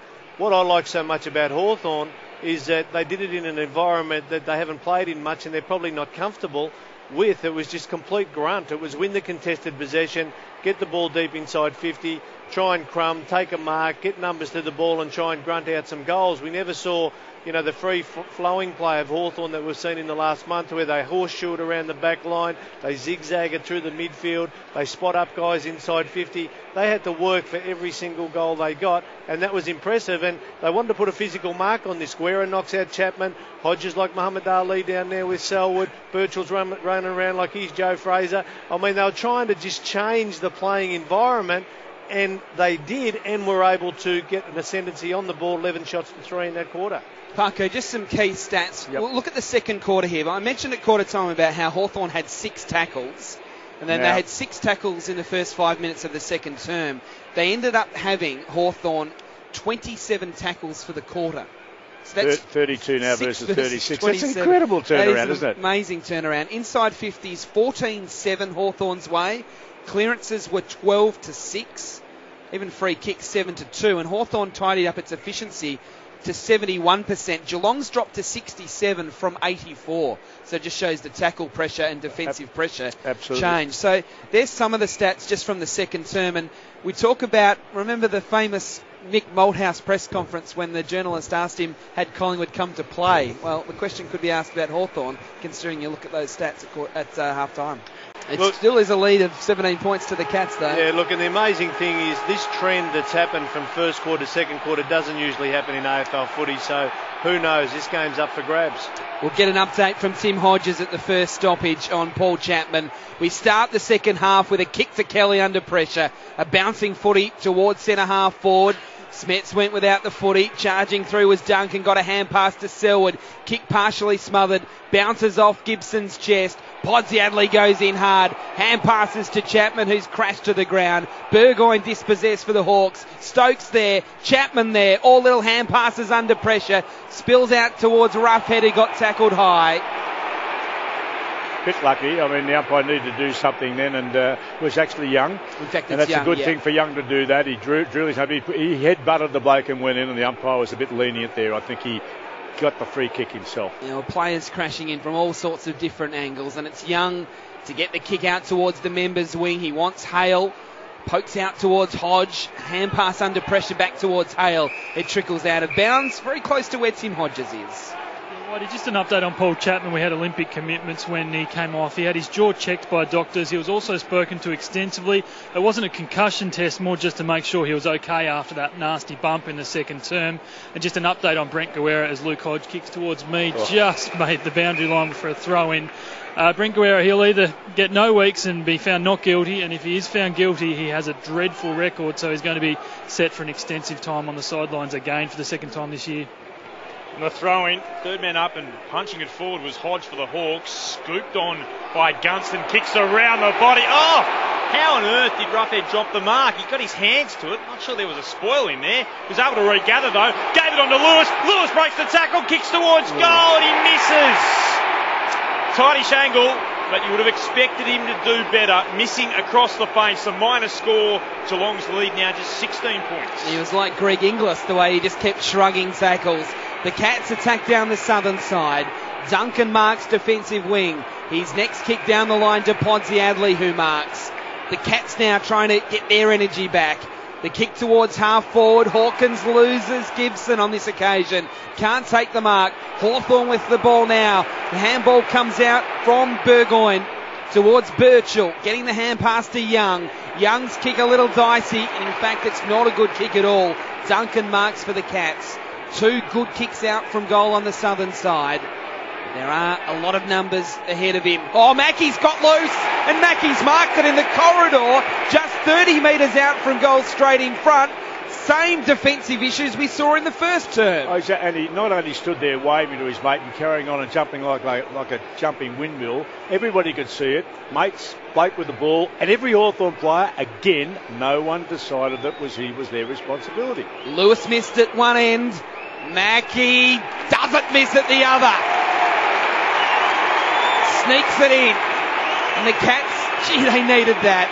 11-5-71, back to a 22-point lead over Hawthorn. 7-7-49, the first goal of the second half. Look, you can talk about all the different kicking stats you like, but kicking efficiently inside forward 50 has to sit at number one. I think all things even, players can convert to a certain level quite consistently. What happened there was Selwood was in that kind of hot spot 35 metres out from goal right in front and led up late. Because he changed pace on the lead, Sewell ran out of the space and then Mackey slid into that space. So movement creates opportunities, and what Geelong have done magnificently, as soon as there is a free player in forward 50, zing. That's what we saw in the first quarter. Didn't see it in the second quarter, and they're back on the mark in this third quarter.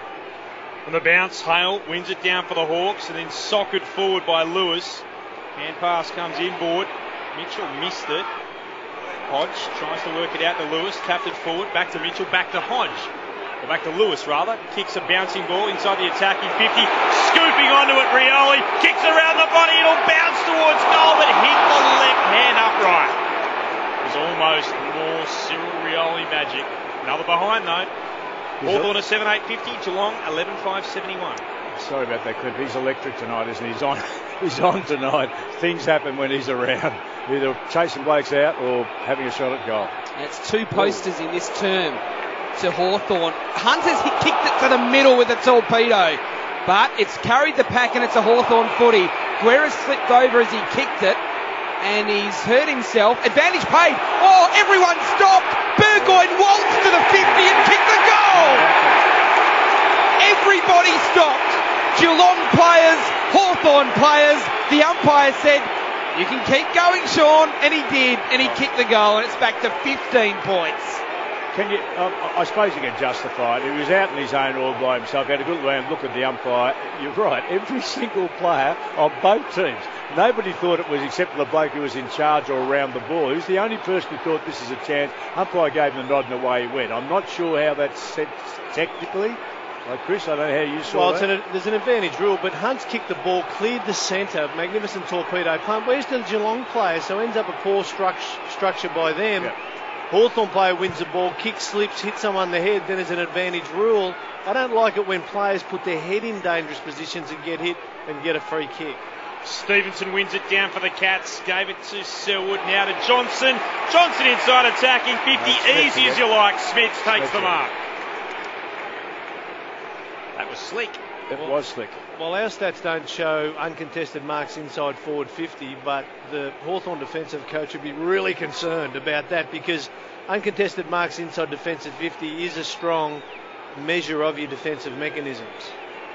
Louis Smits is one behind so far this evening. The kick is to the right of centre from 47 metres out.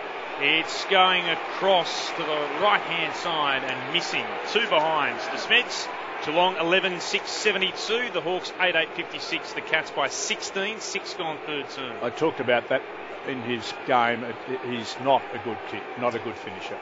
Guerra goes very long for Hawthorn. Inside the centre square, Hale punches it to the front. Smith went without it for the Hawks. Chapman got a hand pass to Kelly. Spreads it to Selwood. Left foot kick towards Hawkins. Went underneath the footy. And he's been given a free kick for tunnelling against Birchall, who doesn't like it. No, that's not tunnelling. That is a terrible decision. That's a game-breaking decision. That's a terrible decision. You watch, he's not at all. He's trying to get out of his way. He's got hit by the bloke. Wasn't even. Oh, that is a shocking decision. Okay, I mean, what's the justification? Tell me the justification. What could have the umpire possibly seen? Hawkins from just inside the 50. A long kick from left half forward. He has missed. That's the Hawthorn fans cheering, not the Geelong fans. No, that's the football gods at work. 17 points the lead to the Cats. What happens is Hawkins misjudged the ball. Kick in long towards left half back. Finds Burgoyne, moves it down the line. Battle on here. Lonigan wins out against Gunston. Hand pass to Scarlett. Scarlett puts the Cats towards Johnson. Goes short to Sheringham. Hand pass was behind. Kelly did well to drag it in, then shrugged the tackle of Whitecross. Unleashes Johnson. Johnson onto Taylor. Taylor long towards full forward. Good spoil. The punch came defensively from Schoenmakers. He saw it over the boundary line emphatically. That free kick will be talked about for a long time. Even though it didn't score, talked about for a long time. Ball spun back into play. Hawkins at the back, won it down. Podsiadley couldn't take it. Schoenmakers got a hand pass away. Gibson had it slapped from his grasp. Still there to be won. Comes to Suckling. Hand passes behind Roughhead. Hand passes back. Finds Burgoyne. Short pass to Sewell. Sewell towards right half back to Guerra. They're on down the outer side. The kicks to Smith. Marks uncontested and goes on a run towards the wing. Takes a bounce. He's got players forward. The kick is inside the forward 50. Good defence. Getting up there and getting the free kick was Scarlett. Good decision. That one, good decision. Bruce, was it 22? Yes, it was. Bruce just had to look at the ball and go. It was, they're wrong. That was a bad mistake by the Hawthorn defence. And the short kick to Kelly. Back part of the square. And he'll go short to Mackie. They've got the little overlap here if they go to Johnson. Mackie decides not to. He instead kicks to centre half forward. Long kick. Podsiadley with a run at it. Can't take the mark. At the drop. Bartel dispossessed. Umpire says play on. Hawthorn ball anyway. Sewell gets the hand pass to Smith. Now to Guerra. Hawks moving it towards the members' wing. Guerra's hand pass was hot to Suckling. Good tackle, Josh Hunt. Cruising through Selwood for the Cats. Hand pass to Scarlett. Into the middle to Podsiadley. Gets onto his left. Kicks to Bartel. He's marked at 55 out from goal. He goes short to Chapman. Sam Mitchell comes late. Can't affect the mark. Paul Chapman, 45 out straight in front. Poor choice by Guerra, wasn't it? Hung on the ball too long and then ran out of options. Should have given the first choice. First choice, best choice most of the time in footy. Wasn't taken. Yeah, look, when Geelong breaks through that forward midfield area for themselves, they're just delivering so well inside 50. There's another uncontested mark inside forward 50 to Geelong. Major concern for Hawthorn. Paul Chapman kicked 3 goals in the first quarter, didn't touch it in the second quarter. He has his 4th in the third term. He just doesn't miss Paul Chapman from a set shot inside 50. and the margin is back out to 23 points. The Cats with 2 goals to 1 this term. 12-7-79 to Hawthorn 8-8-56, 10 gone third quarter. Well, they answered the call in the sense, Chris, that they jumped in and scored the first. I reckon the third quarter, I've always talked to you about the premiership quarter. This is the one that really counts. You put the mark on the imprint on the game in the third quarter. They got the first one to go. I think that was a big relief for them. Had Hawthorn done the same, then the momentum was still with them, so to change that. Hawthorn scored. Now Geelong have shown that they can, do it when they need to do it. I think there's a good sense of where we are, the Geelong Football Club, right now. Chapman with 4 goals, 30 goals, 10 the season for Paul Chapman. As the Cats from the bounce see Johnson try to work it out. Umpire eventually has to bounce this. It's not coming out. Roughhead emerges with the footy. Bartel off the deck. So too Lewis. Bounce again in the centre circles. The back, Roughhead. Might have got a slight touch on it. Got it away onto Enright. Enright's kick was smothered. So too was Kelly as he tried to work it forward. Ball still in dispute in the centre circles.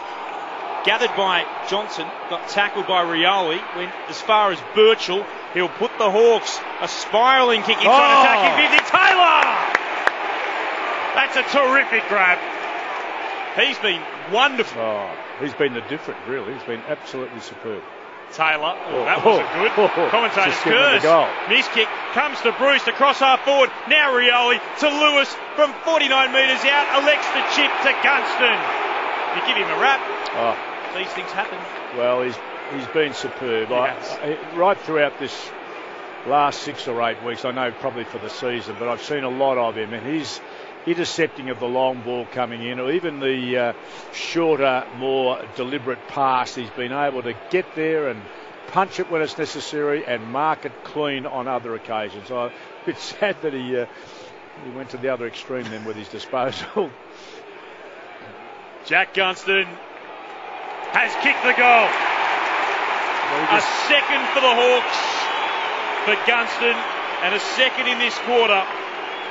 So that margin returns to what it was at half time. It's the Cats by 17 points. They're 12-7-79. The Hawks 9-8-62. 12 gone third quarter. Been handy, Chris. Yeah, look, what's his 22-14 he's kicked for the season. He's an acquisition that does a particular job. He's not so good on the other elements of the game. He's a lead, mark and a straight kick. Doesn't chase out and manoeuvre and do all those things as well as he should, but looks like he can play. Yeah, look, you need a number of players who kick over 20 goals, and he's fitted into that slot, and they'll need him as they unfold into the finals. Harry Taylor, fatigue sets in the third quarter. It's round 18. You've got to be balanced on the short kicks in defensive 50. In the middle, Selwood gets tackled by Lewis, but gets to his feet and handballs it off to Bartel. Left foot kick, a bouncing footy out to the southern side. Birchall grabs it, handballs it out towards Young. And now the Hawks through Sewell. Getting the hand pass to Birchall. Back to Sewell. He's going to get mown down. Breaks the tackle though, and he's able to get a handball out here. And Young takes it. Runs the southern wing close to the boundary. Up to half forward, Rioli and Hunt. Hunt did well. At the drop, Scarlett. Hand passes to Lonigan. He's in trouble. Holding the football. Free kick, Hawthorn. He's had a shocker though. Terrific tackle from Paul Puopolo.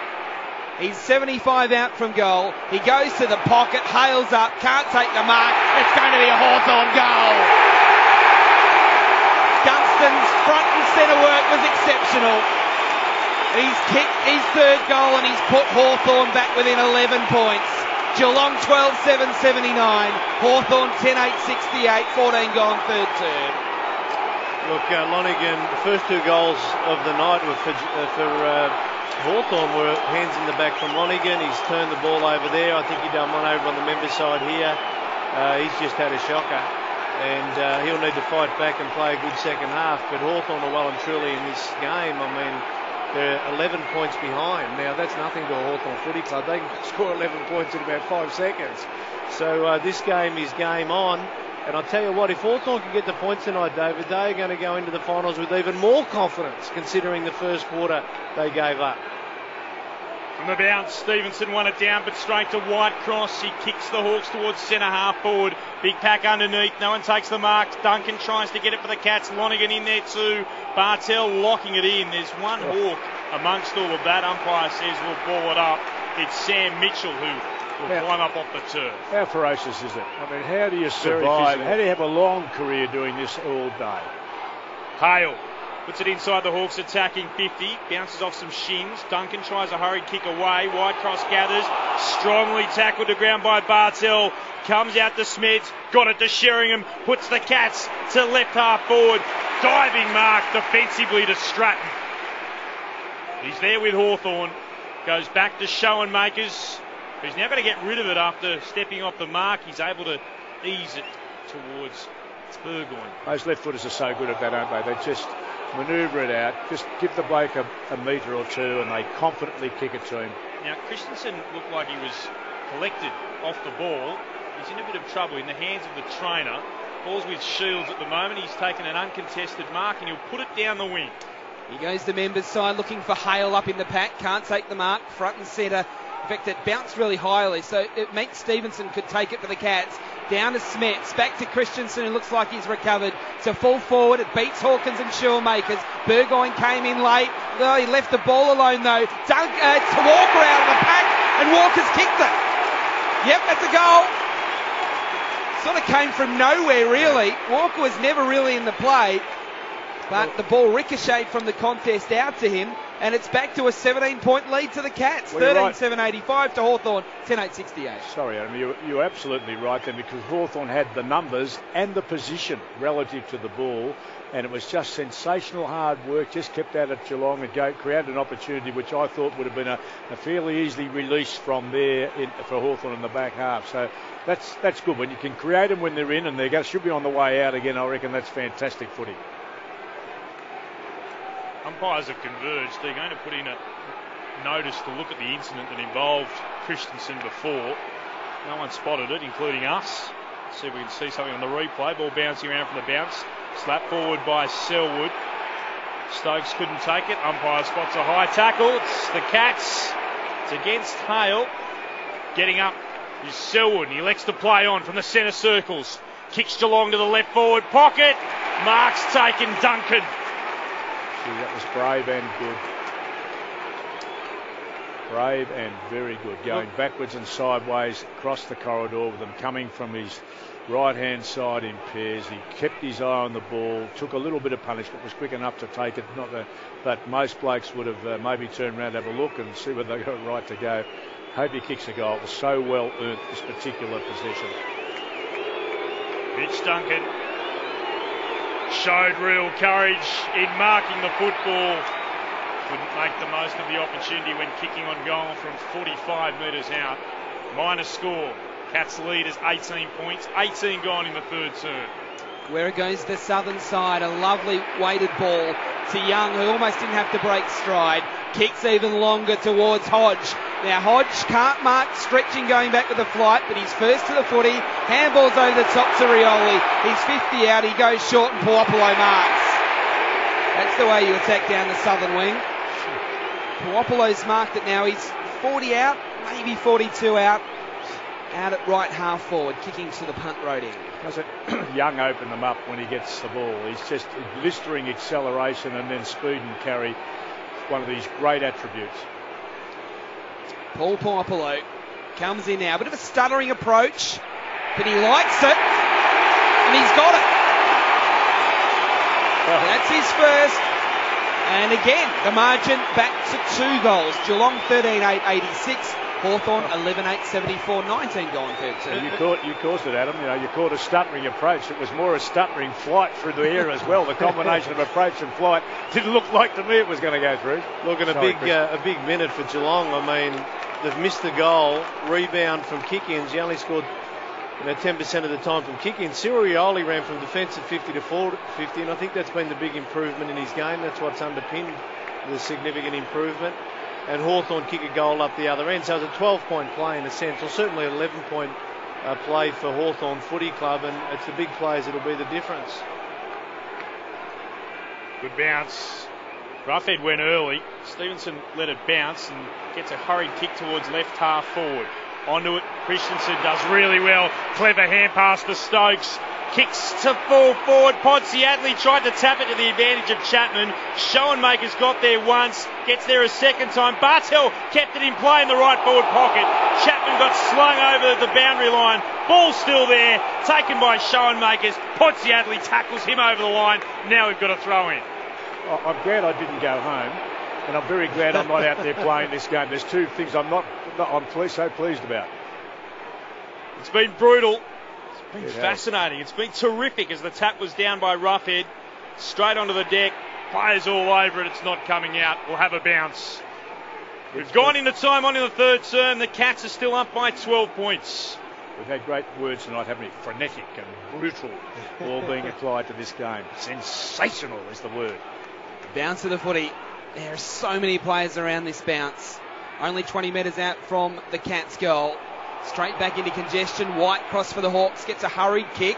It's outside the 50. Enright going back with a flight. Dropped the mark and it's gone out of play for a throw in.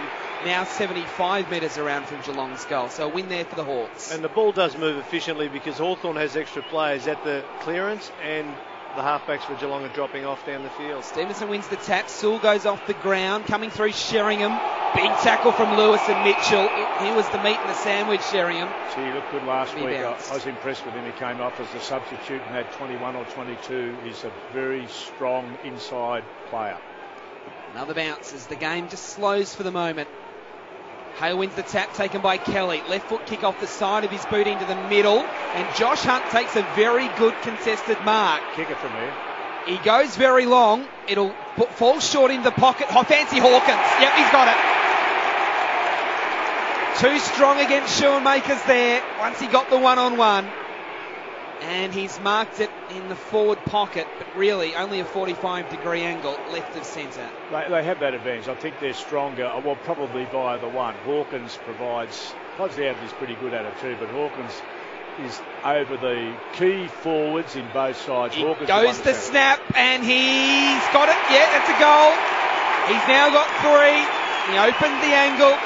The Steve Johnson special. Same again. And it's back out to 3 goals. I've been down there a bit in the last few weeks and they practice it all the time. Yeah. Everybody's, and it's almost the expectation. I'm not sure it's being directed by the coaches, but Jono's out there. He's teaching them the actual technique. And they've been doing it. We've watched them now, Chris, for the last month. And every player who gets in that position prefers to do that method. Every single one of them. So this is, we don't see many real ongoing modifications to the way the game's played. This is one that's been adopted totally by this club to great effect, in my opinion. Update from the Olympics in the women's basketball. Russia 58, trail the Opal 63. So the Aussies in front with 3 minutes to go in the final quarter. From the bounce, punched forward by Roughhead, then helped on by Lewis. Ball comes to Mitchell. Mitchell goes to centre half forward. Bruce was involved. Ball inside attacking 50. Gunston stretches, can't mark. Down to Sewell. Fires a hand pass back. Stevenson intercepts for the Cats. It's now with Steve Johnson. He was at centre half back. Kicks towards the outer wing. Running with the flight of the football. They're marking Bartel. Hand pass Selwood. Hand pass back to Bartel. The Cats will go into the left forward pocket. Guess who they want? Hawkins. He's going to get the free kick anyway. He was being held. It's a slightly tighter angle than where he was just moments ago, but he can go back to try to make it a 24-point margin in favour of Geelong. Now, there's always that argument. I think we're going to see the Stevie Johnson special again here, David. Do you think he's... No doubt here. He's a bit further out, but he's aiming. He's looking at us, so it's going to happen. He will. He'll try it. Not this time. Across the face for a minor score. I think what we're seeing is Hawthorn's biggest weakness. They have been killed inside their own defensive 50. Their defence as a team and their back six have been cut up tonight. The number of marks inside forward 50 for Geelong are through the stratosphere. Yep. Short kick into Birchall. Hodgie, the Geelong subs, taken place. Stephen Motlop is into the game, Whitey, and that beautiful kick by Josh Hunt to Tom Hawkins has cost him. He's done a groin. He's got the red vest on and ice applied to his groin. He's out of this match. Josh Hunt out, Stephen Motlop in. Okay, Hawthorn kicking it around in defence, and it's Guerra short to Whitecross. And he took the mark. He'll poke it over the top to Stratton, and he'll go short to Birchall. It's all little 20-metre passes.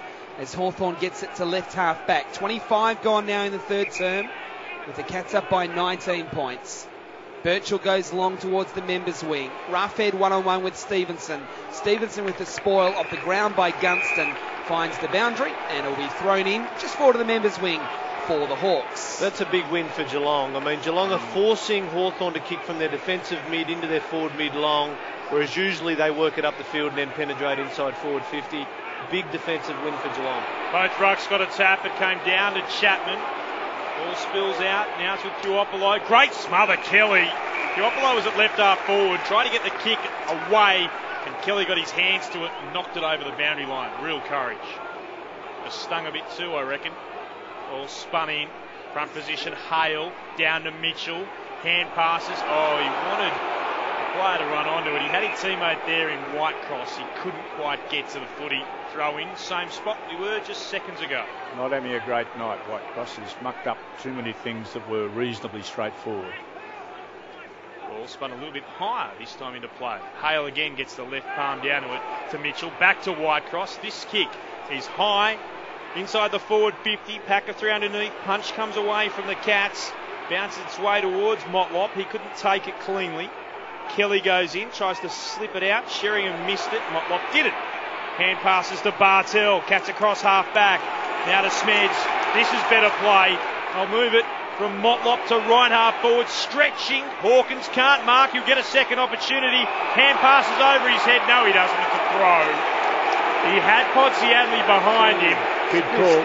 Yeah. Everyone shifts the platform hand. Call. So It's only got to hit.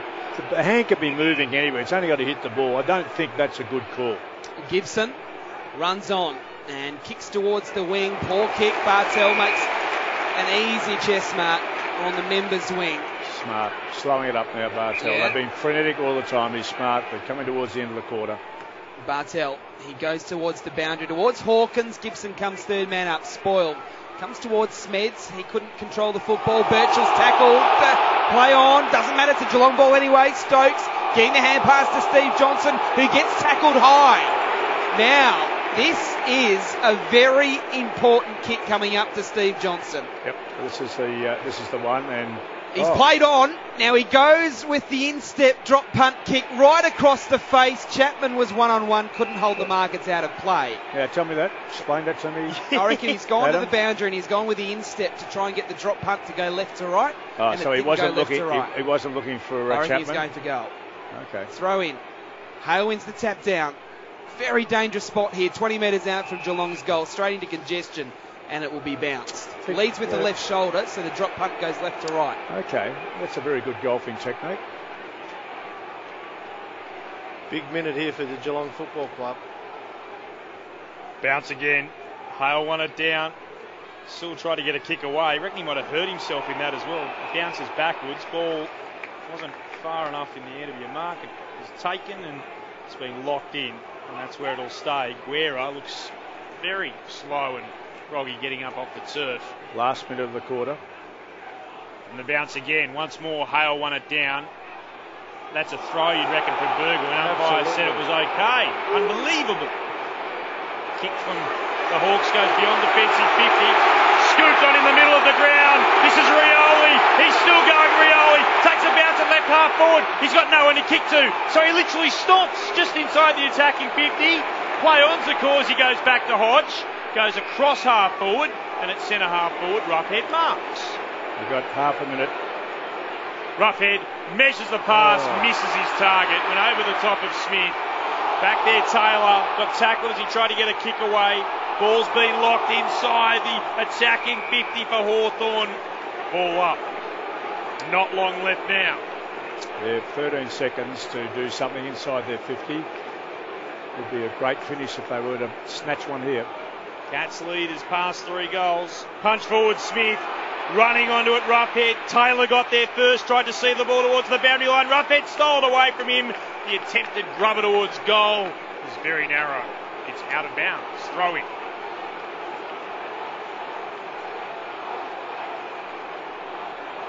Just seconds remaining in this third term.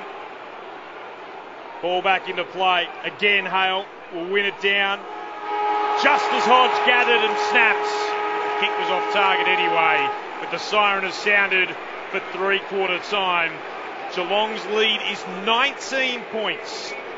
The Cats are 14-9-93. The Hawks 11-8-74. The goal kickers for Geelong, Chapman has 4, Hawkins 3, 2 to Steve Johnson, 2 to Mitch Duncan, singles to Christensen and to Mackey. While for the Hawks, Gunston with 3, 2 to Bruce, singles Roughhead, Lewis, Burgoyne, Hale, Puopolo and Rioli. It's the Cats by 19 points, 1 quarter to go. This is Grandstand AFL. The Olympics, the women's basketball, the Opals have beaten Russia by 4, 70-66. That's full time. 1 quarter to come here at the MCG. Adam White on Grandstand AFL. Strap your seatbelts on. This next 30 minutes could be something. From the start, it's Burgoyne getting a quick kick that was partially smothered. Selwood with a hand pass to Bartel. From a standing start, kicks out towards half forward through Smets' hands. Taken by Sutcliffe. Caught on his right foot, but the pass is very good. Marked by Bruce. Next in the line will be Smith. Sheringham came late, gave away a free kick. Or a mark, take your pick. It'll be Smith between wing and half forward right. Actually a good professional free kick then. He's allowed them all to get back. He slowed it up, was very smart. He's also got a good head for the game, this kid. Smith gets onto his left and kicks it very long towards full forward. Hale in the pack. Spoils come. Front and centre, Gunston tried to double fist punch it towards Sewell, but he missed the target. It's in the corridor. Tackles are applied. Stevenson on the bottom of the pack for the Cats. He's tackled to ground. It'll be bounced. 45 out from Hawthorn's goal in the corridor. What an amazing game it's been. Hawks in real trouble at quarter time. Still in this contest though, as Roughhead gathers, gave it to the runner Burgoyne, and Burgoyne from 30 metres out has really made this interesting. This was a good setup then, wasn't it? A good setup. I mean, they defended the set play or the ball up that happened there, and they defended with backs to the centre of the ground looking at the goal, and 3 of them actually, 1 was able to direct, 2 was able to get it, and the 3rd one was able to protect him on the way through. And it was a terrific effort to read it and set it up that way. They needed to get the hit into their pathway. I think the other way it would have been rushed out, and the same thing happened to Geelong going out of defence. So good goal, and they needed to get the first one. I reckon had Geelong got the first one this quarter, then it was going to be very, very difficult. Burgoyne's second. The Cats lead now just 13 points. 14-9-93 to the Hawks, 12-8-80. Back in the middle. One down by Stevenson of the Cats. Again, there's lots of bodies around the ball, and the umpire will come in and call for a secondary bounce. Now, with Hawthorn chasing back from that margin of 45 points at quarter time and even 51 points in the second, they haven't got any closer than 11 points at the 14-minute mark of the third term. Hale wins the tap. Bad bounce for Mitchell. Lets Duncan in. Rushes a bouncing ball towards half forward Smets. Good hand pass to Sheringham. Left foot kick going back. Podsiadly got a hand to it at the top of the square. But that's all he got. And that's gone through for a minor score to Geelong. The lead is 14 points, 94-80. 2.5 gone final. Both the tools are actually Podsiadly and we're both in the best position in the market. They actually mucked each other up. Guerra tries to go down the corridor. Free kick will go the way of the Hawks. Young Suckling, I think, isn't it? Savage, sorry. Got a push in the back. Gets the free kick. Goes to Mitchell. Mitchell in the left back pocket. The on-defensive 50 to Young. Young kicks to left half forward. Oh, Puopolo did well. Work Taylor punt out from underneath it. Kicks towards full forward. There's a one-on-one there. Mackey got there first. Punches it over the behind line. Minus score. We're back to a 13-point game in favour of the Cats. 3 gone in the final term. Dangerous kick in. Just works out okay. Enright marks. Woo-hoo. The little machine came at him. Really, you need those new cars with the cameras at the back to know what's coming from behind. Oh, you do. Helps my wife with her parking, I know that much. Beep, beep, beep, beep, beep, beep, beep. Kelly took the play on, he had to be very quick. It's affected the kick, the tackle came late. It's now a Hawthorn football. Getting a little pressure there was Smith. Lost control of the footy. Goes again. Motlop went off the ground. Play on. Savage from 45. He's missed to the right. It's through for a minus score. Was it back for a free kick? I think it was a throw off the ground. That Okay, scoop out it the is, back. you're right. Yes, I think it was. Sorry. It is. It's coming back to centre half back. No, Parker, that's 100% correct. Sorry. It's going to Matthew Stokes at defensive 50. And you always can measure the intensity of game by the defensive efforts, and Hawthorn a strong one-on-one. Kickers inside the centre square. Flying Podsiadly and Hawkins, neither could mark. Young got it for the Hawks, kicked high up in the air. Again, no mark taken, but Sheringham emerges with it, kicks towards the wing. Duncan marks for the Cats to right half forward. Uncontested mark to Selwood. Wheels around quickly. He's too far out to score himself, but he'll put it up into the right forward pocket. In fact, he'll put it out of bounds. That's un-Selwood-like. But you've seen where he'd run, though, to get that. I mean, he's covered 130 metres to work to get the ball in the first place. You can forgive him a bit for being exhausted and not being able to kick it well, but his work rate is second to none in the competition. Free kick to Hale. To left half back, flying! And the pack of three, unable to take it, was Duncan. He gave himself a good ride. It's off hands and over the boundary line for a throw-in. Geelong still by 13 points. 5 gone, final term. Grandstand AFL. Thrown in, Stevenson wins it down. Johnson a quick kick towards full forward. Schoenmakers fumbles. Can't take the mark. Now it's a live ball. Chapman tries to knock it out. He did so successfully, but now it's a Hawthorn football to Whitecross.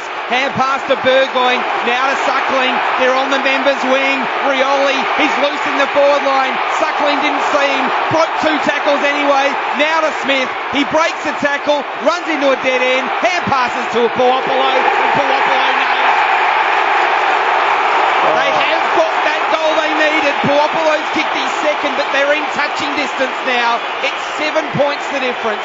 Geelong 14-10-94, Hawthorn 13-9-87, 6 gone, final term. Am I right to say 3 young players run into a brick wall? They hung on it too late and actually got into a very difficult position. Each in turn fed it off, put it to somebody slightly better position they were, and they got away with it. It was very brave, actually. I think Smith was one, Suckling was another one, I think, who actually carried the ball and got themselves a bit of trouble, but just lucky enough got themselves out. What do you reckon, Chris? Well, I think Geelong have had the momentum. I think Hawthorn have had to work hard for their goals, but they can score decisively. But Geelong will need to win this game. Roughhead wins the tap, stolen by Selwood for the Cats. Hand passes back to Johnson. Stevie J kicks inside the forward 50, battling away Smets versus Guerra. Oh, Guerra has just unleashed an elbow into Podsiadly. And that was crazy, because it has given the Cats a shot at goal from about 45 metres out, 45-degree angle left of centre, and it was unnecessary. And the Hawks are away anyway. You'll be watching from the grandstands, I think. Sadly, just unnecessarily. It's almost a bad habit where he wants to make physical contact, but just lifts that elbow a bit and puts him under pressure. So when the Hawks had the momentum, a free kick to Podsiadly could change that. Kicks from 47 metres out. He'll make the Hawks pay for their indiscretion. The lead is back to 13 points. Podsiadly kicking truly his first of the evening. The Cats have brought up 100, 15-10, playing Hawthorn's 13-9-87, 7.5 gone in the final term. Grandstand AFL, our experts David Parkin and Chris Connolly. Well, sorry, Chris. It's the second time he's lifted his elbow. It's a bad habit. He's got a habit. Well, and he's got a record a mile long, so he might be watching his mates play the rest of the year. Yeah, look, he'll be fresh going into the finals, because the odds are that he's going to be under pressure the next few weeks, but it looks an habitual thing. And look, he wants to make contact, he wants his experienced players, but he's got to take that out of his game. In the middle, Hale winning the tap for the Hawks. Still inside the centre circles, comes out towards Brewster, gets pushed in the back. And he'll take the free kick for the Hawks. Quick release hand pass to Young, too quick. Young's kick was smothered. Still inside the centre square. Selwood gets tackled to the ground. The umpire will bounce it. Still inside the centre square. Selwood wanting a free kick for a high tackle. The umpire said no. Shields should have got back off then and delivered with feet. It was a silly hand pass. It's bounced. Roughhead in the ruck, bashes it forward. Bruce got a bad bounce. It's now at the 50 though for the Hawks. Coming through Scarlett, rushes the kick. It's okay. Fellas to Christensen from the middle. Kicks towards the forward pocket. Hawkins and Podsiadly there. Hawkins leaves it for Podsiadly. Hand passes out to Bartel. Can't keep it in play. He held possession of the football, but his momentum carried him over the line for a throw-in. Left half forward for the Cats. Now 9 minutes gone, final term. Geelong by 13. Ball put back into play. Went over the top of both Walker and Roughhead. Allowed Kelly to gather. Sends it back inside the attacking 50th point. Big Tommy Hawkins, who worked his way to the front of the pack and was able to drag in the mark. And he'll end up, seriously, we can say that before the game started, he'll end up being the difference between the two sides. One, that Hawthorn don't have one like him in their front half, and Hawthorn don't have one big enough to control him in the back half. So it's a double-edged problem that Hawthorn have. Just too strong to get in front of. Absolutely, got to the drop zone, didn't he? Held his round and dropped into his bread basket. He's been in terrific form, already with 3 tonight. This could be telling. Kicks on its way for Hawkins. He liked it. He's met by Geelong players. They've come from everywhere. His 4th of the evening. The lead is back out to a more comfortable for Geelong. 19 points. The Cats 16-10, 106. The Hawks 13-9, 87, 10 gone. Final term at the MCG. And Geelong have taken 10 more contested marks today than the Hawthorn Footy Club. Now that is either in a situation where everyone's hitting the crumb pack situation and you can counter-attack, or it's a contested mark inside 50 like that mark was there. Whatever it is, it's going to create a scoring opportunity. 10 contested marks more Geelong to Hawthorn is going to make a big difference. Now, I know Hawthorn's dominated the ruck here, David, but that's not going to have the impact like contested marking. 2 to the Hawks, now 2 to the Cats in this final term. Hale gets a hand pass out towards Lewis. Knocked off the footy by Kelly. Kelly goes again, wins a hard footy. Now he's tackled. The ball didn't come out. The umpire looks and elects to call for a bounce. Front right corner of the square for Hawthorn. If you've just joined the coverage, Geelong led this game by 51 points at the 2-minute mark of the second term. Hawthorn has come marching back but hasn't been able to get in front. Ball comes out to Shields for the Hawks. High kick towards the goal square. Off hands.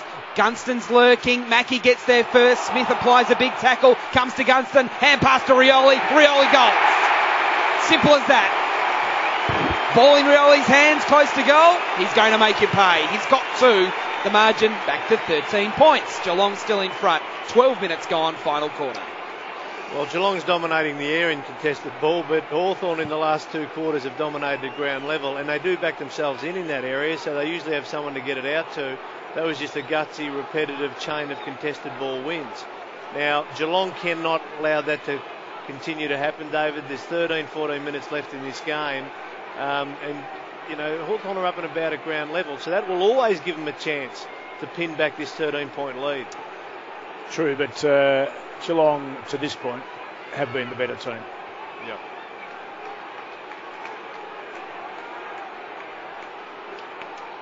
Bounce the restart. Stevenson missed it. So too really did Hale. All shoveled off the ground by Johnson to Bartel. Puts the Cats towards centre half forward. Guerra takes the mark. And even though it's a Hawthorn home game, those who are Cats fans let him know what he's thought of a couple of indiscretions tonight. He'll kick towards centre wing. Shields marks, plays on. He's still going. Runs to 50. Kicks towards goal. He'll need something special from Cyril. He gets it 2. He knocks it back into play. You are my gunners. And from left full forward. No, misses. I was excited. Yeah, that's. I just saw the goal umpire and then no, behind. Well, Puopolo was just as excited as you, Clint. Puopolo went running away. He thought he'd kicked it. Minus score. It's now 2 goals the difference in favour of the Cats. Oh, that's the one they wanted. It's the one they needed. Mackie low down the line to Taylor Hunt, who marks and lands on his knee, takes a divot. He gets to his feet at right half back for the Cats. 13 minutes gone, final term now. The margin is 12 points. 65,287 is the crowd. So Tim Hodges estimated 65,000. It's 65,000. Very good. take him to the fate where you count the jelly beans in the jar. He'd be the man for the moment. Kick down towards the southern wing. It's been knocked out of play for a throw-in. Well, they've got their money's worth. If it was to finish now, we'd be very satisfied what we've come and seen. Thrown in. Hale reaches over the top, wins the tap, but then Stevenson the secondary tap. Mitchell comes in and applies a big tackle on Selwood. Comes out to Lewis. Hurries a kick towards half forward. Puopolo goes off the ground once and then again twice. Gets it to the 50. Enright and Roughhead. Who gets there first? Roughhead does. Hand pass is a little slick for Bruce, but he's still okay to get it out to Roughhead, who sends it up to Gunston, who's marked at the 50. 13.5. I just measured 13.5 metres it went.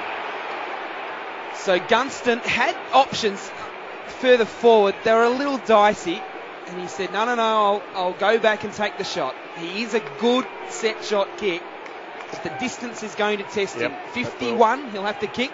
There's nobody on the line. That's what I can't for either side. There's nobody on the line right now. That's amazing to me.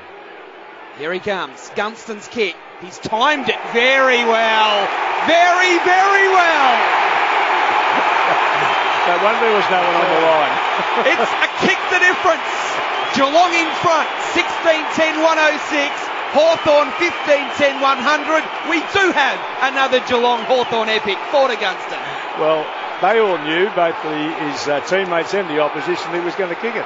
There wasn't a single person on the line, Chris. I couldn't believe it. And that's why he could end up a real weapon, because anywhere inside forward 50 is a chance to score, and that's what the great forwards are able to do.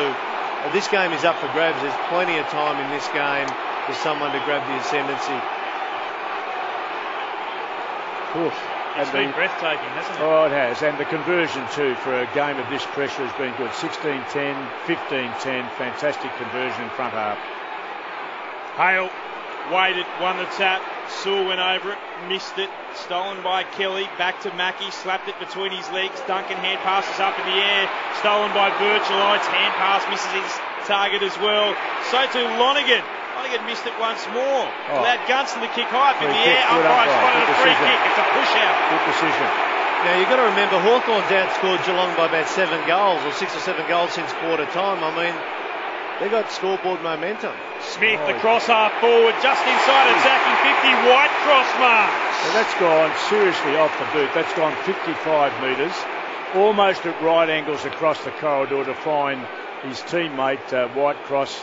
5 or 6 metres inside their 50. That is a brilliant kick in the season. I thought it was a very stupid, but a very brave and very capable kick. And Isaac Smith has been criticised for his disposal, but that was a match-winning kick inside 50. Gee, to be brave enough to attempt it, let alone execute it. Whitecross is 8 goals, 6 for the season. This would be the biggest kick that he's had, and he makes it count. What an amazing comeback it's been from the Hawks. Down by 51 points in the second term. We're back to where we started. It's locked up at the 17-minute mark of the final quarter. Hawthorn and Geelong, 16-10, 106. And you said it, Whitey, we've got an epic on Grandstand AFL. And Whitey said Hawthorn could win. They've outscored Geelong by 51 points. Now that's since what, the 3-minute mark of the second quarter. So they've got all the momentum when it comes down to the scoreboard and things that count, and there have been 2 magnificent conversions. What I didn't like was the way they celebrated. It was almost they won the game. They climbed up the steeple to get on top of each other. Well, didn't like that, Chris. It's nearly 18 minutes gone in the final quarter, but there's still half the quarter to go. Stevenson for the Cats takes it out of the centre, kicks out towards the members' half-forward flank. Duncan in front. Tried to paddle it to a teammate unsuccessfully. Selwood jumped into the pack, applied a big tackle, will be bounced near the AFL logo members' side. Good decision not to give the first one in the back to them, and the second one too. It's good umpiring that. Umpire Brett Roseberry, one of the best in the business. He bounces the football. One down by Hale. Look for Lewis, but Kelly read it well. Gets a hurried left foot kick towards Podsiadly against Gibson. Gibson did spoil. Stratton in support. Gibson with a hand pass to Guerra. Now to Schoenmakers. Goes out to a one-on-one. Smith versus Mackie. Mackie pushes Smith out. Free kick again to Smith. He'll take this one defensive wing. Come on, get the ball, son. Stop arguing with the umpire. That's carrying on. Smith will go wide with a 20-metre short pass, and that's okay, and it's taken for the Hawks by Young. Goes further forward. They're lining up Hawthorn inside 50. The kick from Savage. Slipping over at the critical moment was Gunston in the forward pocket. And it's gone out of play for a throw in. 25, 30 metres around from Hawthorn's goal in their left forward pocket. Ball back into play. Stevenson got the touch. Rioli was lurking, couldn't get there. Enright sees it towards the boundary, taps it along the line, and then is happy to take it back out. He's made about 15 metres. Another throw in. It could be very demoralising stuff if Geelong were to go under in terms of the rest of the year. Yeah, absolutely, absolutely. Hale and Stevenson. Hale again with the telling tap. Taken by Chapman for the Cats. Towards right half back, sliding out. That's a good mark. Wasn't it? He got to it. Young Walker, you reckon? No, Duncan, was it? No, Walker, you're right. Walker. It was Walker. Saw him at full stretch. I like him. Goes short again to Chapman. Plays like his grandfather. That's how old I am. Peter Played Walker, of course. Yes, played with his grandfather. He's a Cats premiership defender. Good play. So Josh Walker towards right half forward. Pontiadli was up at the back. Hawkins tried to work it to his own advantage. Lewis dived out. It came to the Hawks. Burgoyne hand pass to Gibson.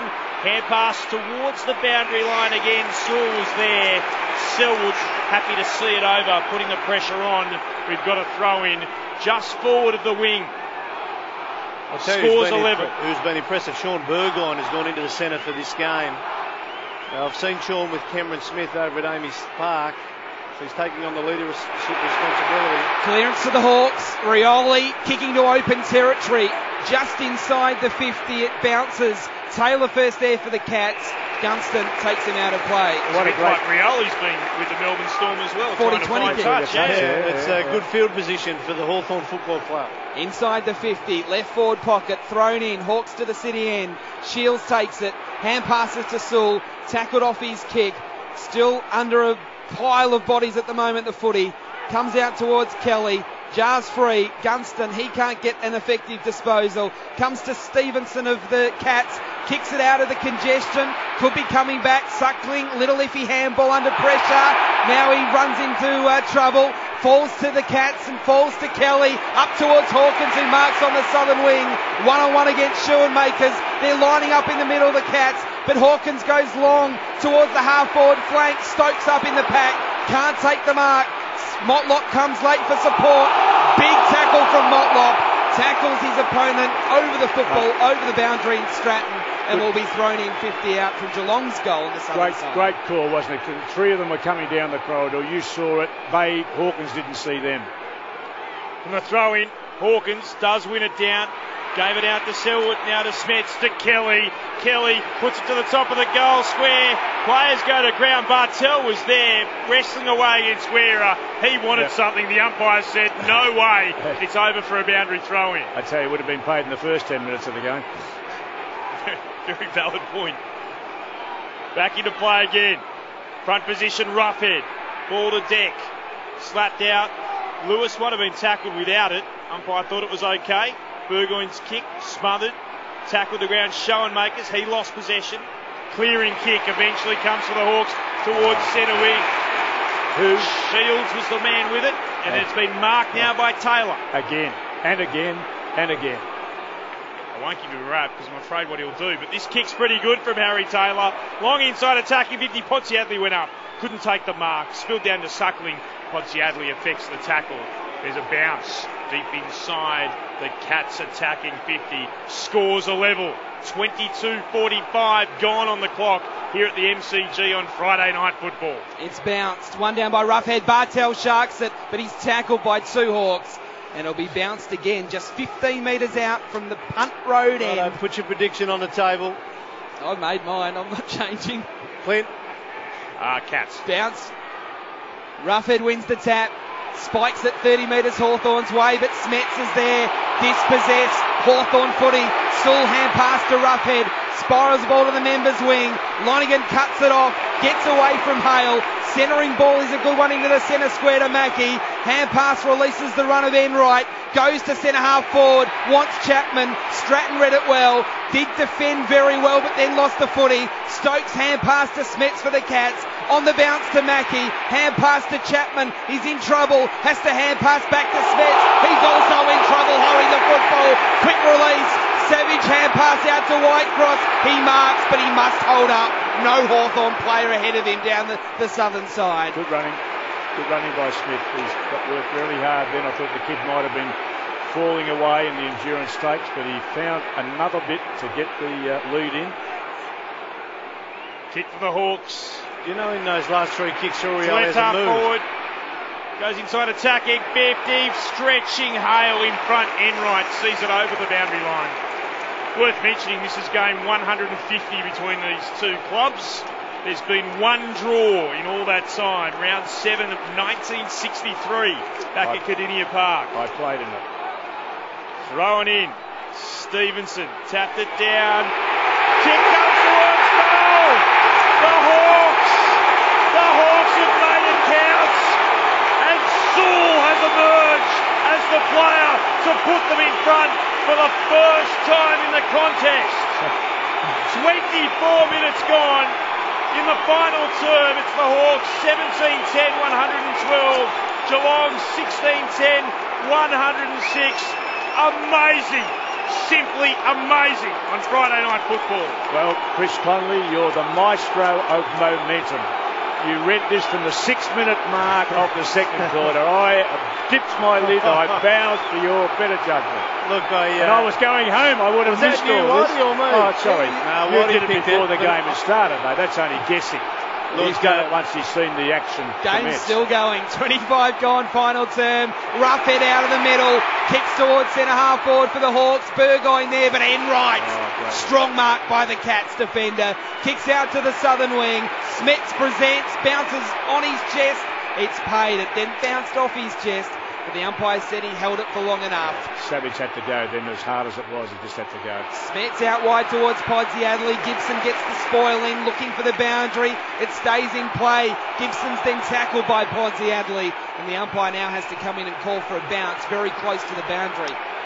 75 out from the Cats goal. What do you reckon? How long we got? A couple of minutes? 4 and a half minutes. And Hawthorn have been outstanding in the clearance area. Clearances at the moment Hawthorn's way, 40 to 37. It's the important clearances, and this is one of them. And Sewell breaks clear for the Hawks. He kicks towards the southern wing. Low down, Hale couldn't mark. Front and centre, Burgoyne. Oh, there's one out the back. It's Bruce. It bounces for him well. He runs to 45. He runs to 40. He kicks. He misses. Very important point. He misses to the right. But they've got the ball. It's Hawthorn by 7 points, nearly 27 gone in the final term. The short pass was really dangerous. Lonergan couldn't mark it off the Taylor Hunt kick in. He's under real pressure. Hand passes to Enright. He gets tackled. Hand passes looking for Sherman. Lewis tackles him. Ball spills free. He'll dive out over the top. Now Chapman can't get it out. It'll come to Hale. Hale will kick towards goal. Hale will kick the goal. Hand on it. No touch. 27 gone, it's down the Hawks by 8. And the quick release from the Cats. Stokes couldn't mark. Christensen's tackled by Roughhead. Loose footy. Hale with it for the Hawks. Hand passes it out. Oh, under enormous pressure, Young. Hand pass straight to Chapman. Chapman spirals it back towards the southern wing. Gibson one-on-one with Podsiadly. Neither could mark. Cats footy. Handballs out in towards the path of the Cats as they run forward. Loose footy though. Birchall's hand pass knocked down by Smets to Hawkins. Snaps to a vacant goal, and he's got it! He has kicked it! Back to 2 points. Tom Hawkins has now kicked 5 goals, 2 in this final term. Against the trend, Hawthorn had kicked 4 in a row until Hawkins kicked that one. Well, whichever way, we'd say we're being smart now, can't we? Whichever way the game goes, this has been one of the greatest games of football that I think we've ever had the pleasure of watching. No, it's been a ripper. And it's going to be an exciting finish, and there's going to be a hero, and there's going to be a moment, and that's what it set itself up to be. It's just over 3 minutes to go, 2 points the difference, and we'll see the best of both teams now. 65,287 treated to this spectacle. Hale tapped it into Burgoyne, gathered again. Kick goes past Rioli. Enright gathers. Rioli tackles him. Ball spills out. Is it coming out of a big pack of players? No, ball up. Kelly up along Sewell. No one was going to give up that fight. Where Hawthorn do get an advantage, they've got their palm on the ball with the ruck contest a lot more. Hawks by 2 points. 28 and a bit gone. Scarlett up, dumps it forward. Bartell helps it on its way. Mitchell back, gathers the footy for the Hawks. Kicks towards the outer wing. Ball bounce in front of Whitecross. He'll run onto it. He's got to get around Lonergan. He gets boot the ball into the left forward pocket. Ball out to bounce.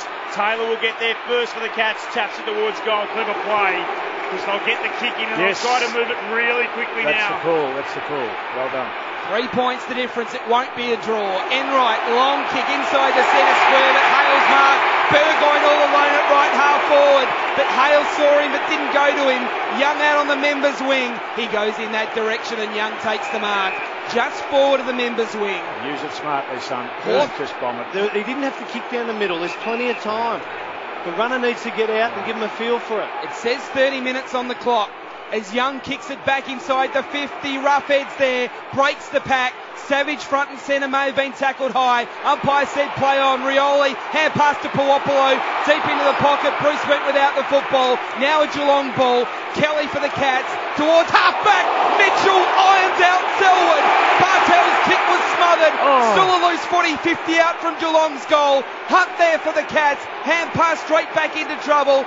Goes again. Big tackles applied by the Hawks half-forward line. Smith goes in for the Hawks. 50 metres out, bounced. What about the Selwood-Mitchell hit? Straight up Selwood got hit like a speed train coming the other way, and he didn't lay there. He bounced up and went after the ball. That is brilliant leadership of the team. Tim Hodges. Gee, you don't want to lose Sam Mitchell from your clearance here, David. This is a real problem. Mitchell has claret pouring from his nose. That was a fantastic clearance win to get the ball forward out of the centre by Mitchell. Shields is on. Long round of applause. You can't bounce up, Silly up. You can't bounce it up. That's real. You can't do that. Right now. So, everyone goes at it. Comes down to Sewell again. He'll kick towards full forward. No mark taken. Lewis charging through. Slaps it between his legs. Taylor tries to lock it in. Emerging with it, Puopolo. Wasn't going anywhere. He was tackled very strongly, umpire says. We'll have a bounce. Always in this scenario, a point gives you a good look at goal. Yes, as long as you get the ball, kick a point. Yeah. From the bounce once more. Taylor against Hale. The Cats can come away with it. Duncan run down by Rioli. Ball jarred out. Comes back to Young. Young for the Hawks. Snaps around the body. It'll hit the post. That'll do the Cats just fine. Well, they're going to get a good look here. 4 points the lead to the Hawks. Long kick down the middle. Selwood was the target. Sewell with the spoil at the 50. Podsiadly now for Geelong. Tries to get a hand pass away but can't, holding the footy. Sewell decided to take the advantage. Hand pass to Lewis under pressure. Bouncing football from Lewis. Bouncing really well to Puopolo. Goes with the scissor. Keeps it in play. Mackie takes it for the Cats. He kicks it out to Duncan on the second bounce. He goes short down the line and it's Steve Johnson. He's at half back. Kicks to the middle. Crucial ball here. Selwood stands tall. Takes the mark. Kicks the Hawkins. Hawkins has marked it at the 50. Now, there is time left. 32 and a half minutes remaining. The runner has gone out to Hawkins. So now Hawkins knows how long he's left. He puts the ball on the ground. So this is the he last wipes kick. his palms. He's doing the right thing. Yeah, he's taking the time. Hawkins starts his approach. He'll have to kick it 52 metres. He's straight in front to the punt road end. The siren sounds. The ball goes on and on and on. And it's gone home for a goal. The curse remains. The Cats reign supreme at the MCG again. And they are alive this year, Geelong. The spirit is still there. And Hawkins kicks 6 of the very best. and we have seen one of the very best. I could watch these two teams play every day of the year. Well, that's interesting. Not interesting. Every single Hawthorn player has dropped where they were when the ball went through. They're just lying on the ground, absolutely mentally and physically exhausted. Every Geelong player ran and they met just outside their forward 50 and they all careered into the air, a bit like the celebration I saw Hawthorn do a little while ago, which I wasn't very happy with because they hadn't won the game, just kicked a goal that got them to them.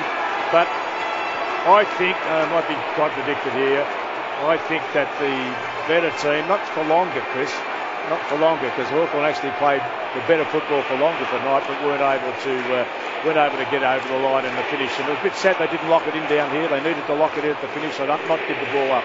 So fantastic.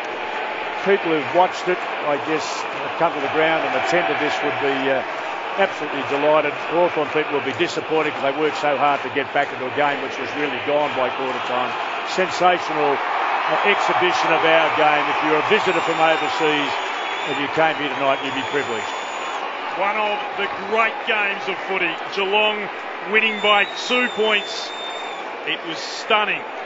The goal kickers to go through them. Tom Hawkins, David Parkin said at the start of the game, he might be the difference.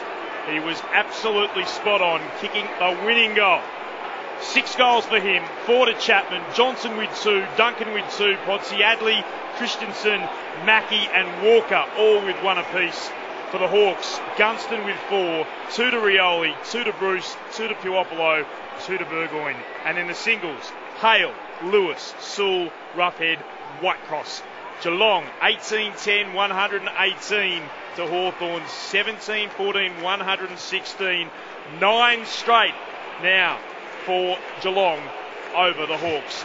Gentlemen, we very quickly need to go through your best players and the votes. Well, you're happy to do the votes, Chris. You're very good at the votes. Look, this was one of the more even performances. There were a few dragging the chain, particularly at Hawthorn in the first half of this game. But some of their players who do rely, I guess, the set-up players who do rely on the ball certainly got more of it. But they had a fantastic top end. Selwood was just magnificent. The way he bounced up, that's the best piece of leadership at the moment when it was required. And Selwood had every right to lay on the ground and suck it in after being taken out by Mitchell. Johnson, on the back of having been concussed last week, come up and perform. Duncan continues to impress me, the young player, and Kelly led from start to finish. He was one of the most consistent players. Billy Smeds, other than his kicking, has become a real good player. And look, the list goes on. They all contributed at some stage, certainly some better than others, but Geelong will be very pleased where they've come from in the last month. Sewell, Mitchell, Burgoyne, Roughhead is becoming a very talented player, both on the ball, not very talented, but he's become a very consistent player, both as a ruckman and as a forward. Youngie did a terrific job on one wing. Smith got a bit more of the ball. At the bottom end, probably Gibson didn't influence the game much with except for a few spalls. Hodge was fairly ineffectual for the time he was on the ground. And Stratton and Schoenmaker sadly didn't have much of the ball, 6 and 4 each, and they were against the players who in the finish made the difference. Podsiadly was a terrific target and contested well, but the difference, no doubt, we nominated before the game, but at the finish of the game, not only the difference that he had to kick the ball on the siren from 55 out, he was the best forward, the best contested mark player of either side for the whole game, and he was the difference. Yeah, look, 1 vote to Sam Mitchell. You know, what the odds? Sam Mitchell, your great player, gets a cut in the eye and comes off for the last 90 minutes, 90 seconds when the game slips away. But fantastic on all fronts. He started outside the centre square at the start, but made his way into the game. 2 votes to Joel Selwood. Sensational leadership. Some of the things that he doesn't come up in the score sheet, like David's call on his contested possession. But Tom Hawkins, 6 goals, 1 after the siren. Very difficult kick too. Oh. One of the more difficult kicks we've ever seen after siren. 3 votes to Tommy Hawkins. He has come of age. Chris Connolly, David Parkin, thank you for your company. It was a privilege to broadcast this with Adam White on Grandstand AFL. About to head back to the Olympics, but when it comes to drama, any sporting contest anywhere in the world, this would have matched it. An epic performance by the Cats in the end to win by 2 points, but the Hawks gave it everything. Geelong 18-10, 118. The Hawks 17-14, 116.